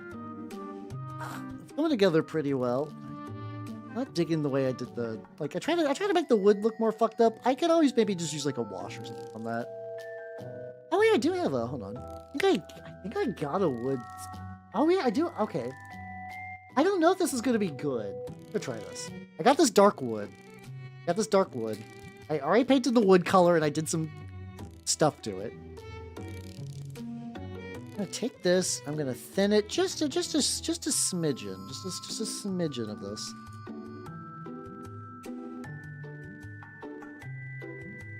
See, because kind of what this dark wood looks like if I use it like very, very thin. Like, does that entirely? I think this kind of entirely invalidates the original shading I did. But that also might. I do also have like lichen, like a lichen technical paint too I could use.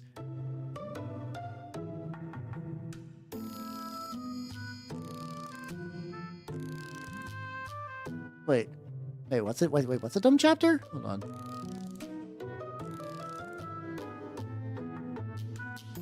Oh, salamanders. Oh yeah. No, the thing is like, I'm going to be honest. A lot of people are like really big to like talk shit about like 40k stuff without knowing too much. Unfortunately, also because 40k tends to overlap with like the culture war stuff. So you got people that are like, yeah, Space Marines. Their knowledge of Space Marines are really just what they heard on the internet about Black Templars and just assume every Space Marine are just Black Templars. And that's not really true. Like, do salamanders do heinous shit? Yeah, but like, do salamanders, are they kind of like generally one of the more compassionate armies and stuff like that? Yeah, 100%. Yeah, I think I missed it at the very end. You put salamanders. So the last one's Space Wolves. They're basically kind of space Vikings who, dependent, you know, sometimes some of them turn into wolves. It happens. Don't worry about it. Black Templars are basically like Crusaders in space. You kind of got like Dark Angels are knights in space, but they really kind of got more of like a kind of Black Ops vibe sometimes because they're hunting down secrets. And then you got Black Templars, which are just Crusaders in space with a lot of like Crusader imagery. Once again, like nothing wrong with Black Templars, but also like the kind of person who's gonna be real annoying online is like 9 times out of 10 is gonna have a Black Templars profile picture or a Krieg profile picture. It's a very specific type of person online will have a setup like that. They'll have very, very strong opinions about 40k, but they've never played a game or painted a model or really anything. But boy howdy, they'll show you GIFs from Space Marine 2 sometimes. They haven't played Space Marine 2, but they will show you them. Yes, like if you are a like let's say if you're a human colony, you're on the edge of space. Drukhari basically like evil elves show up. Evil elves show up. And they're going to turn you into chairs and skin you alive for fun. That's kind of what Drukhari do. There's a list of like the different like main loyalist chapters. There's a bunch of chapters because they kind of like subdivide so you can make your basically a lot of the chapter system is to make it so that if you want to make your own Space Marine chapter, you can, and it's cool. Salamanders would be a good one to be discovered by. Ultramarines would be probably fine. Blood Angels are 50-50 depending on like if they're in their Black Rage or not. Iron Hands, they could not give a shit. So they would be a bad one. Space Wolves would be generally fine. Dark Angels would be terrible to find because you're probably just going to get your shit murdered. White Scars are pretty good dudes. And like there's the usual stipulation that like, you know, if they think you're compromised, like been infiltrated by Xenos. So Blood Angels are basically vampire space bird. That's kind of the gist. They have like, you know, they're very pretty, and they have like a bunch of cool stuff, but also like, what's it called? They have the Red Thirst and the Black Rage. I forget the exact mechanisms of how both of those work because I don't, you know, I don't really do Loyalists. Black Rage pretty much kind of locks them in a permanent berserker state. I think eventually, like, I think you can get like a couple of like, you can Black Rage a couple of times and be fine, but the berserker state kind of lasts forever. I'm fairly certain that the Red Thirst just means they need blood. They drink blood, and I think it depends on which variation of them, because like, you know, like there's different subchapters and stuff. Hey there, Morphin, how you doing? I'm trying to explain Blood Angels. I think I'm doing an alright job. On describing Blood Angels. Once again, I am primarily a Chaos player, so like a lot of my knowledge is very Chaos based. Absolutely shocking. Okay, there we go. So this like speed paint, and I'm using it like really, really thin to kind of wash it. I mean, I'm going to do a proper enamel wash, but I think even this prior to this.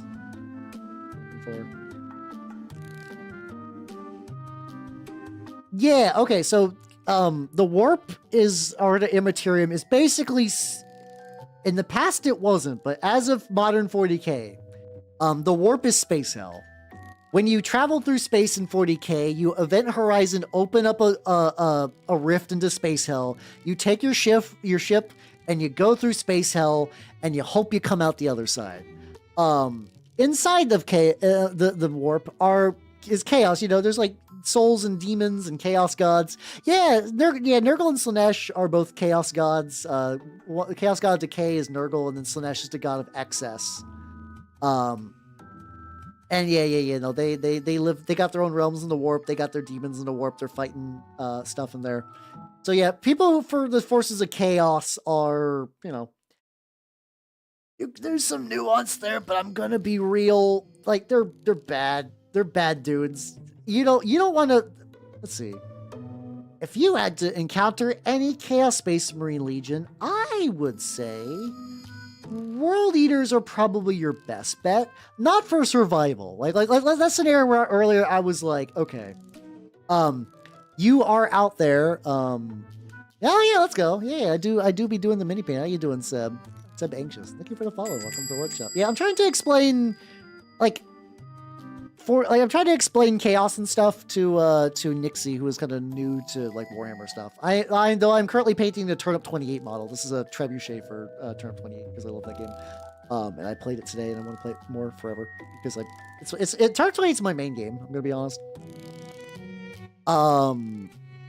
But yeah, if you encounter Chaos Space Marines, the worst end would be probably some tie between Emperor's Children and Night Lords, because they will, you know, flay you and torture you for fun and profit. The other ones aren't great either.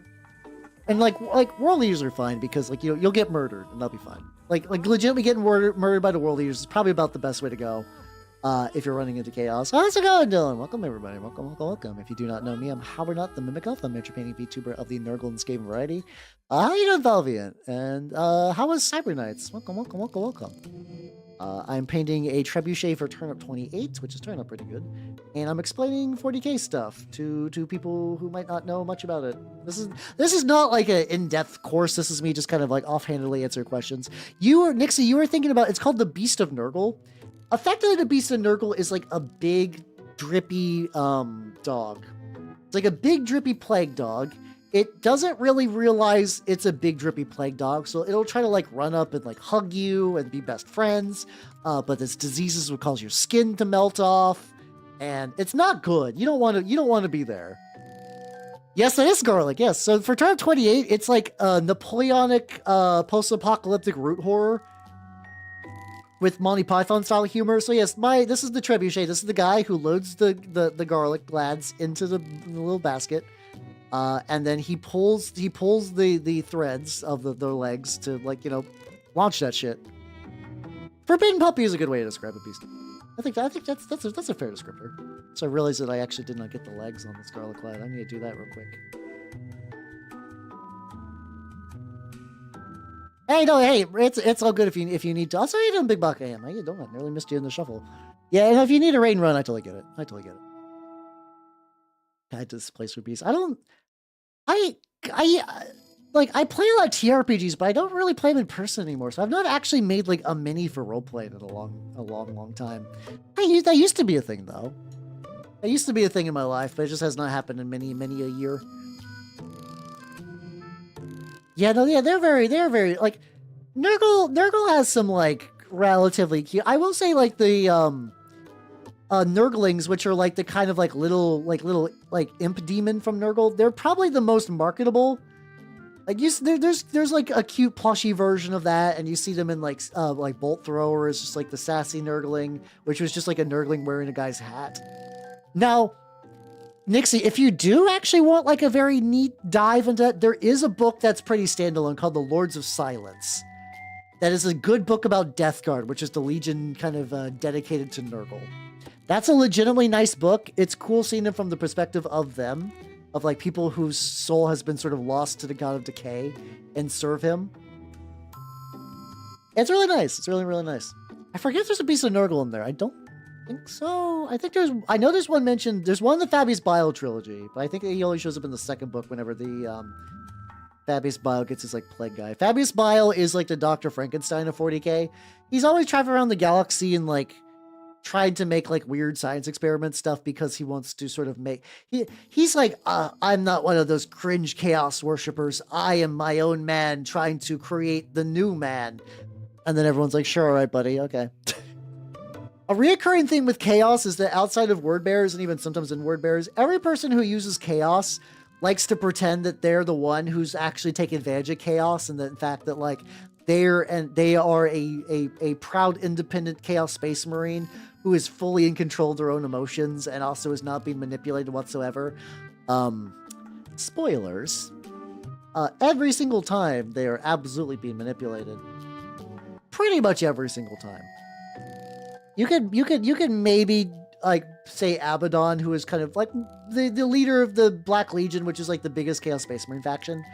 You could say maybe he's doing all right. He's doing all right, but like, eh.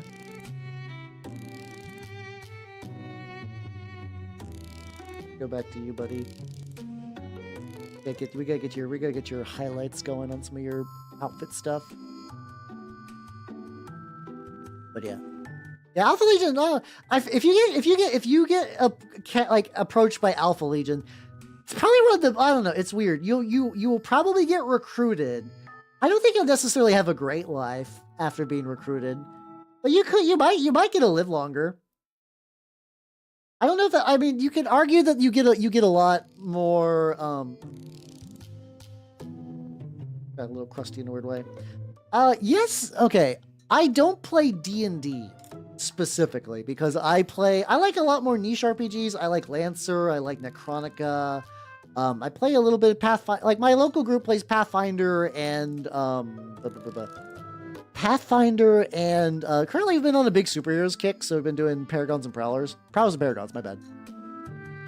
I cut my teeth in D&D 3rd edition. I don't really play it anymore just because it's fine, but also like I like more niche games, and 5th edition D&D sucks the oxygen out of the room for every cool niche game, because like in the same way that like I like Warhammer, but a lot of people like only want to play Warhammer for like war games, and there's so many cool war games out there.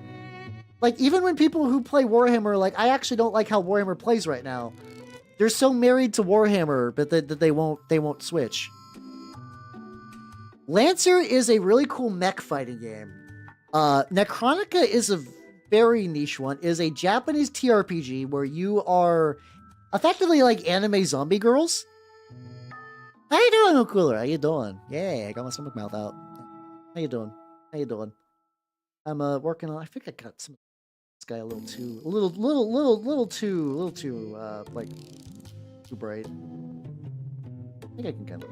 shift that around. It'll be fine. Yeah, yeah. Oh, yeah, yeah. Necrotica is anime zombie. I see. I think I got some bots that kick around somewhere. But it's a really cool game. It's a really, really cool game. It's also like... So it's free in the way that it's not been sold in the West. I own a physical copy of it because it's rad as shit. But you can get the rules here. Hold on. I think I still have a command for it. Okay. Hey, there we go. That's the wiki. You can check it out. It's a very cool game. It's a game that I love, but it's like Necrotica requires a very specific kind of person. That kind of person is actually weirdly common in VTubing spaces. Like, I love my local friends to death. I've been playing TRPGs with them since how many years ago was this? Oh god, it is 16 years. Well, like, the idea that you could play an anime zombie girl with like rocket launcher arms, like, you know, the phrase anime zombie girl already means that there's like a certain subset of players that just won't, they'll just bounce off that. So Necrotica is actually kind of a somber, serious game, but you do have really cool body parts. It's kind of in like the way of like almost like what's a good, like it's a very Japanese game at a thing. So like I've only got to play as a PC once, but just to give you an idea of like, there is a body part that lets you regenerate your other body parts. So you have some like useless body parts that are only Necrotica. When you get hurt, you don't have HP, you lose body parts. So if somebody shoots you in the head, your head can get blown off. You'll still live, but like all the organs that gave you like extra bonuses that were stored in your head are gone. So like you can technically see without eyes in that game, but like your head will have like your eyes in your brain, which generate action points, which lets you do stuff. But like I had a character who would like had a body part that regenerated useless organs that are in your torso that don't do anything but are just like absolute hit points. And she also had a thing that was just attached to her arms that you could sacrifice an organ to boost your damage. And she had these big pile driver arms. So whenever she punched, she would actually like pressurize her own internal paste to just violently like beat the fuck out of her foes. We've had like anime zombie girls with quills that would hurt people that attack them. I've seen groups where like somebody made like you could get like robo crab legs. Like I said, it's a really cool game, but like, let's say your local group hates anime. They hate anime. Like, they're the kind of people that like maybe only care about Dragon Ball Z, and that everything else they're like, I don't know what this is. I don't understand. This isn't Jujutsu Kaisen. What is this? I don't get it. And that's generous. Other if they're like, oh, gross. Those people won't like Necrotica, but Necrotica is really cool. Learning is interesting, actually. So Necrotica it plays very differently than like a D&D, but the mechanics are actually not bad. A lot of it is just like for attack.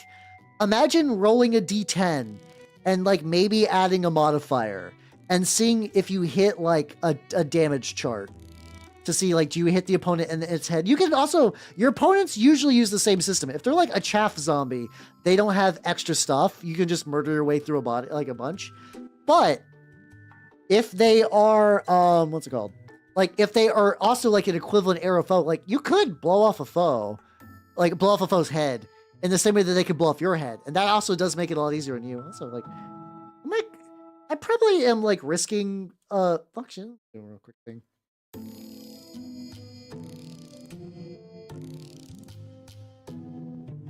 I might kind of soak these a little bit.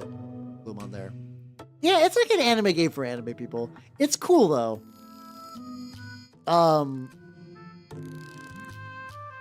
Yeah, it's neat. I like it. It is a game that I usually run it once a year. I have not ran it. I somehow did not run it in 2025. I need to rectify that this year. A Necrotica stream will be coming at some point. I need to. I have, as far as I can tell, I probably ran Necrotica more than any other VTuber. I have very weird interests compared to most other VTubers, to be fair. That's fine. I'm okay with that. also speed because I'm looking for. I had the wood speed paint, and I just set it aside. There we go. I'll get a little bit more on there. But yeah, it's a very cool game. It's a very cool game.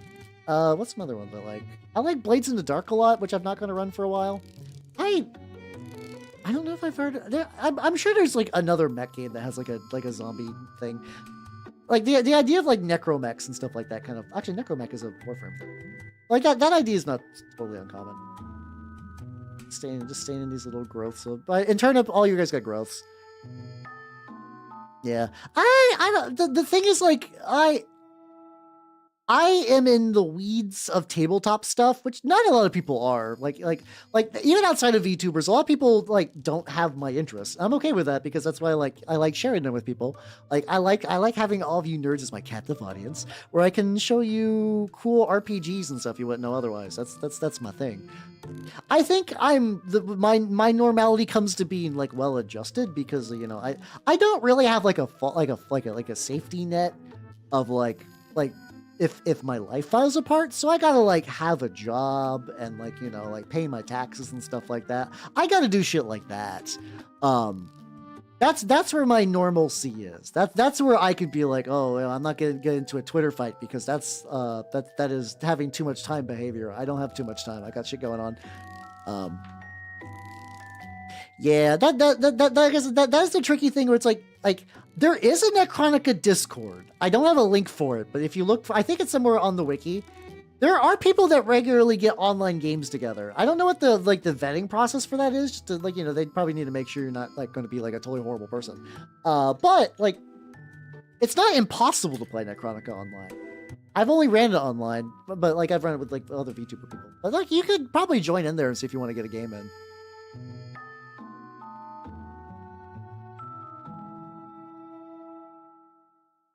So I'm gonna get some. Let me get my baking powder. I think I keep tripping off paint from his feet. So this is a very weird technique. For stuff that you want to super glue. You want to put like there. You sprinkle baking soda. Sodium bicarbonate. And the reason you do this is because if you put super glue on something and it touches this, it instantly hardens and it gets like, it does kind of leave a texture. So if you're trying to do like a smooth paint, like a smooth attachment, it's not going to be as nice. Like, you know, if you're trying to make like nice, clean, pretty box art ultramarines, but if you're doing like weird, gross freak shit like I'm doing, it's perfect. There we go. Oh yeah, I'm not surprised. Yeah, there's a lot of like I believe there's definitely a no. I forgot that I had to do the Roll20 module for that. But yeah, I think there might be a foundry. I think there's a foundry module for Necronica as well, if that's the thing you're interested in. I personally like Foundry VT a lot, but I know it's kind of you know, like a lot of people do Roll20 and Roll20 is fine. It's very convenient. I still use Roll20 with my local group because they don't want to learn Foundry. And for most games, Foundry is almost kind of overkill, but like if you have a game with a lot of cool options, like I would not play Lancer without Foundry. Like it's a game that can, like, you know, it's not that complicated, but like playing Lancer with Foundry simplifies a lot of stuff. You can just be like, okay, click your shoot gun button. Oh, you shoot gun. Nice. There we go. That'll make this combat go a lot quicker. Yeah, now I'm just putting some glue around the edges of the foot, just like really lock it in, and also just to kind of like build up some body to this. Get some on the other foot.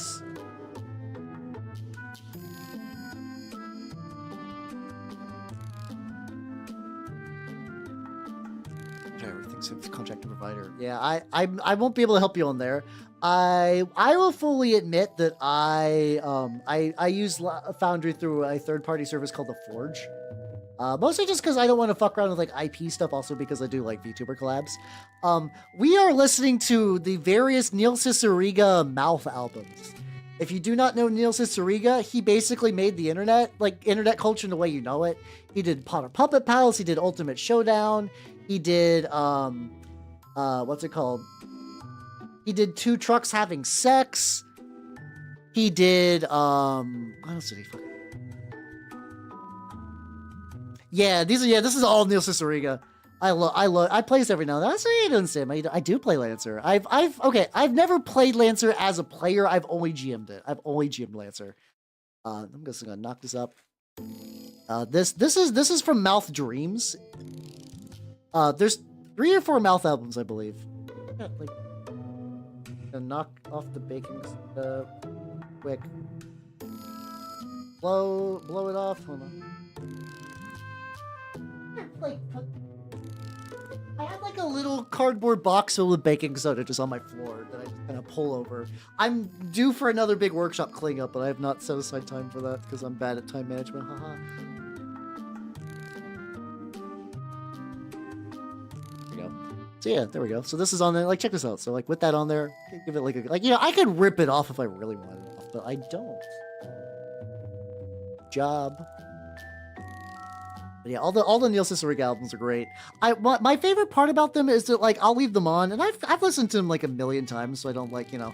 Sometimes I kind of forget that they're on, and like it's fine. I always keep the music kind of quiet on my end, but then I'll just get like someone will just like that fucking Hoobastank and be like, yes it is. Was that fucking the a Ewok song with Limp Bizkit in it? Yes it was. Indeedly. And we good. All right, so I've removed a lot of it. You can see that there's, like I said, there's like adding the baking soda does build body around it. But for what I do, this is perfect. You know. Oh, you know, a lot of people do that. It's pretty good for that, especially if you use like, I'm using for super glue the Loctite. These little squeezy things. They're just. It's probably. Oh, I just bumped the mic. It's not like the easy. Like it's really easy for me to find.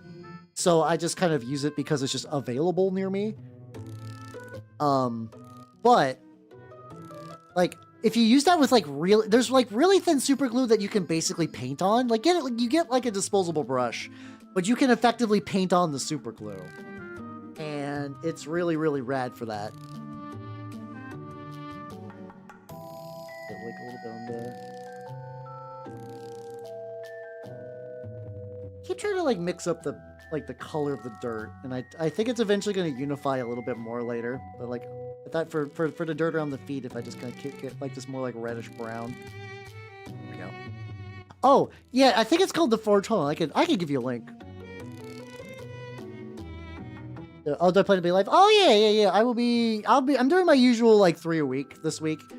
Now that things in my life and has kind of calmed down a little bit, I'm back.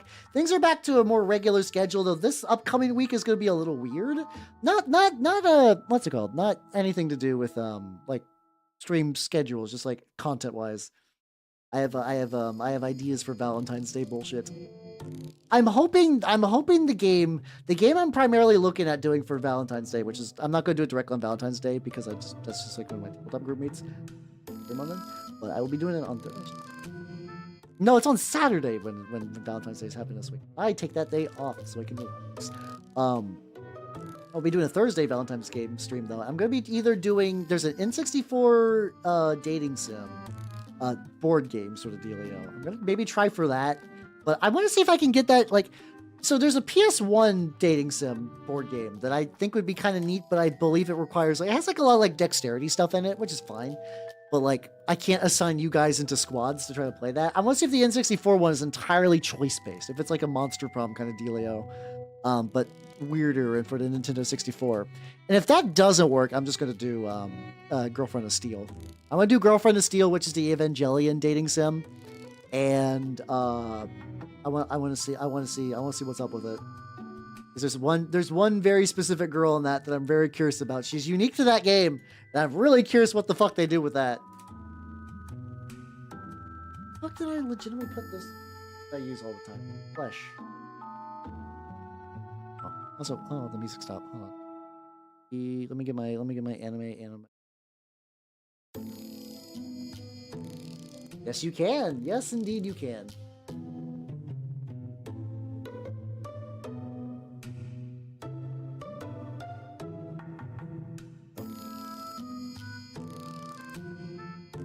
Also, somehow I only learned recently that there's a fucking like acoustic version of Blu-ray. I don't know how I went through my life not knowing about it. But yeah, so I'm basically like one of those two choices is going to happen on Thursday. Okay, that's a I'm going to post that as a question. Would you guys want me to try to do like the board game thing where you all play a dating sim and get assigned into teams as kind of like a fun thing? Or would you rather it be more chill and then I play the game where you can date Shinji's mom as Shinji? Either is valid. I'm okay for both. I'm just curious what would be more appealing for all you nerds. Because if you guys just want to see me try to date Shinji's mom as Shinji, like, that means I don't have to fuck around with a lot of setup stuff. That makes it a lot easier for setup. But like, go by genuine interest. I don't mind doing setup, you know? I don't mind doing setup. I just want to make sure that, like, you know, the interest is there. The weather is very cold. It's a Shinji shrub family. Oh god. It's pretty cold where it's at right now. It's cold enough that it's fucking with my 3D printer, you know? Yeah, it looks like we got two on team so far. Okay, that's good to know. That's good to know.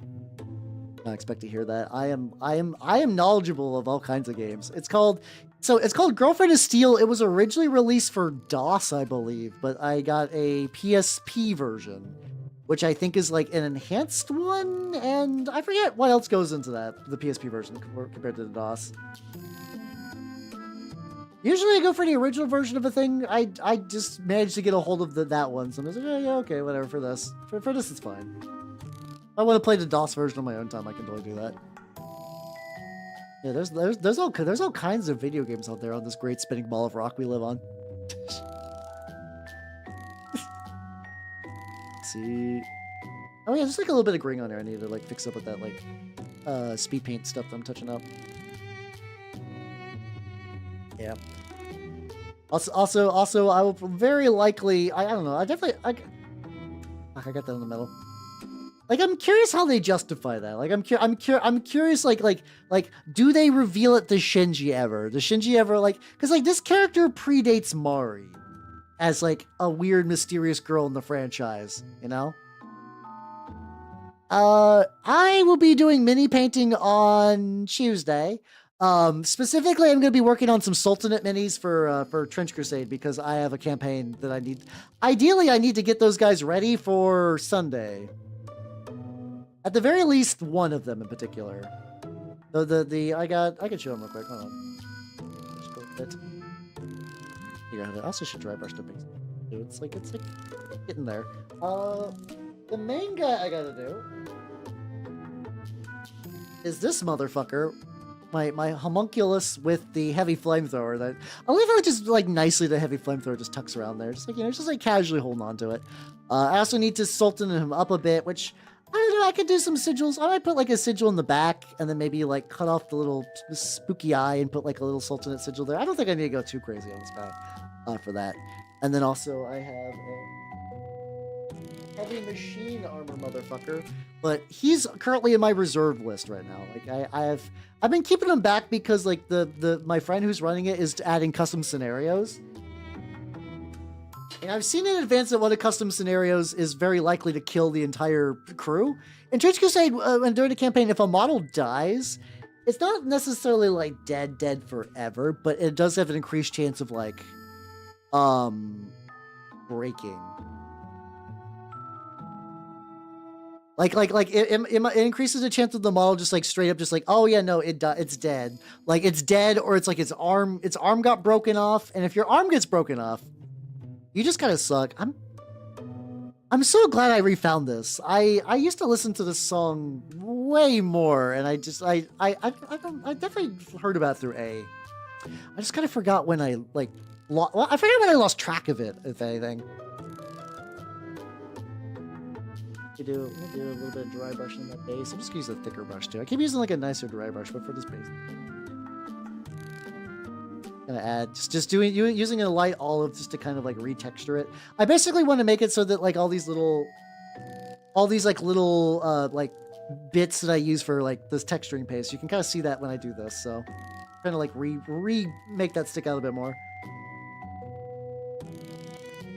Also, this kind of touches up this also like weirdly catches the baking soda bits, which I'm very fond of. This guy's gonna require quite a bit of extra work, but I'm okay with that. Like, unfortunately, I'm not gonna get to him next week, maybe the week after, you know. Once again, I got like infinite free time to do. My big thing is like I also really need to see, like, I think I have enough models for OPR regiments, which is, OPR is one-page rules. It's like 40K, and like Warhammer in general has kind of like had some like interesting design choices, which a lot of people aren't like super jazzed about. And OPR was kind of like a split off to kind of simplify a lot of those and also kind of like make it more like open source. Like you can use like a lot of their like rules are online for free, and the army building tools are online for free. Games Workshop does not let you do that. Games Workshop really wants you to buy their app so you can build your army through the app. A lot of people just use Battlescribe, like New Recruit or Battlescribe or whatever. I use New Recruit because New Recruit's nice. What? Actually, question to Hellmouth. Oh, like the guy I showed earlier. I don't recall what the Hellmouth is in this question. There's like a hell. There is like a Hellmouth cannon thing for like Chaos Warrior stuff.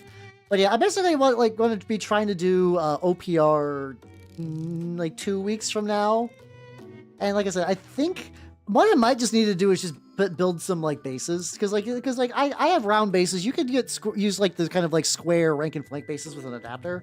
And I think that would let me port over a lot of my Age of Sigmar stuff, which Right brush is helping the base out, which is good. I love this. Is why, like, if you have like anyone who's like new to painting, like, you know, your first brushes don't need to be super nice. Army Painter has some really solid brushes, but like once your brushes get real fucked up, don't immediately throw them out. One, you can use like isopropyl alcohol and like a brush conditioner to kind of bring them back a bit. But also, if they get like really fucked up, you can use them as dry brushes, because dry brushing fucks up brushes like a monster.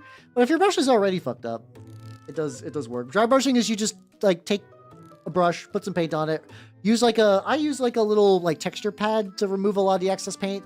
You just want like a really thin layer, then you can kind of just do it like this, and it only like really catches the top stuff. Oh yeah, I keep forgetting that these arms are metal, so if I need to like move them out of the way, I can. I don't want to, because doing this does kind of tend to bend. It does tend to bend, like the more I bend it, the more like the paint will chip off because of the bends. Not terrible though. Like it's a doable problem to deal with. I figure eventually, once this is all set, I will probably glue that hand back down to the base and then probably varnish everything. Yo, look at the lad. Not done, but compared to earlier when I put him on the table where it was just brown, I like that this has like colors on it. I like colors. Colors are fun. I sound insane when I'm like, oh yes, colors are very fun. Colors fun. But yeah, no, this guy's looking pretty legit. Look at like a little bit more. What's like a little bit more? A little bit more I can squeeze out. Oh yeah, I think it was. I forget what color brown I was using for your pants, but I could probably. Oh yeah, no, he's got the little bandagey bits. Was I using dry? I think I was using dry brown. No, I was using a different brigadine brown. I love browns as far as like colors go. I have so many brown shades. I have so many. So good. But I also, like, you know, I don't paint cling. I paint a lot of like dirty, horrible monsters and mutants and whatnot. Once again, which is why I like chaos. I mean, there's might be a chicken versus egg correlation there. I don't know necessarily. Probably. I think it's more likely I like weird mutant freaks, and that just kind of led me to chaos. You can kind of have weird mutant freaks in the Imperium, but not really. Not to the same degree, you know? Chain hammer? Maybe. I don't know. Right now I'm pretty settled on word bearer stuff, at least for this exact moment. I'm definitely good on my word bearer guys. I mean, I do have some. Oh yeah, fucking. I did not take them off yet. My next word bearers project, if I'm not actually doing just like bulk infantry. I was able to 3D print some jetpacks finally, so I can actually work on my Ashen Circle that I've been wanting to for like a fucking billion years. Like right before my printer died, I was building up some like cool like kit bashed Ashen Circle guys, which are like word bearers back in the Horus Heresy would they create a unit to pretty much go from planet to planet and like burn all their sacred texts. They would kind of like fuck up all their sacred texts and stuff like that, but then once they fell to chaos because there's through a whole series of bullshit. they kind of were like, hey, we've been like burning and hoarding all this knowledge. We're stealing all this. This is good though. Got some good shit in here. Nice. And they have like flamethrower gauntlets and like cool axes and stuff like that, which I enjoy. But yeah, I wasn't gonna do the official model for those because it's ungodly expensive and, you know, old brittle shitty G-Dubs resin. I was like, okay, so like for context, they use like kind of like that kind of resin where you make a mold, you pour the resin in and you remove it. I do 3D printing resin, which is not necessarily stronger, but I use a type called ABS like resin, which is, and it means that like my minis, like this guy's all resin, and like I could drop this guy and be like relatively fun. Like would maybe the hand would break off because I had to glue that hand into place. But like all things considered, it's relatively sturdy for what it is, which is really, really nice. But like old G-Dubs resin is like really brittle, has a lot of flash and stuff like that. Let's see. So yeah, it would be nice. Oh shit, okay, actually, I actually ran out of time. So, it is time to wrap up for the evening. Let's go to the chatting screen. There we go. Let me pause the music just so I can like hear my own thoughts. And yeah, thanks for coming, everyone. I had a lot of fun. Schedule-wise, if you are not in the Discord already, I do movie nights on Mondays now. We watch a lot of fantasy bullshit. I have not settled on a movie for tomorrow. I have some options. I got some options. Then on Tuesday, we're going to be doing some mini painting, some Trench Crusade stuff. On Thursday, I'm going to be doing like I said, I'm going to try to get the team-based board game dating sim working. No guarantees. And if that doesn't work, we're going to date Shinji's mom. And then on Sunday, I'm going to be doing some zine practice because I want to get good at zines. I want to get good at that shit. How you doing, man? How you doing? Dragon Slayer's potentially on the list. I just need to see which one I can grab quickly. But with that, everybody on the YouTube side, I'm gonna cut you nerds loose. So bye, YouTube people. Bye bye. Yeah, let me see who.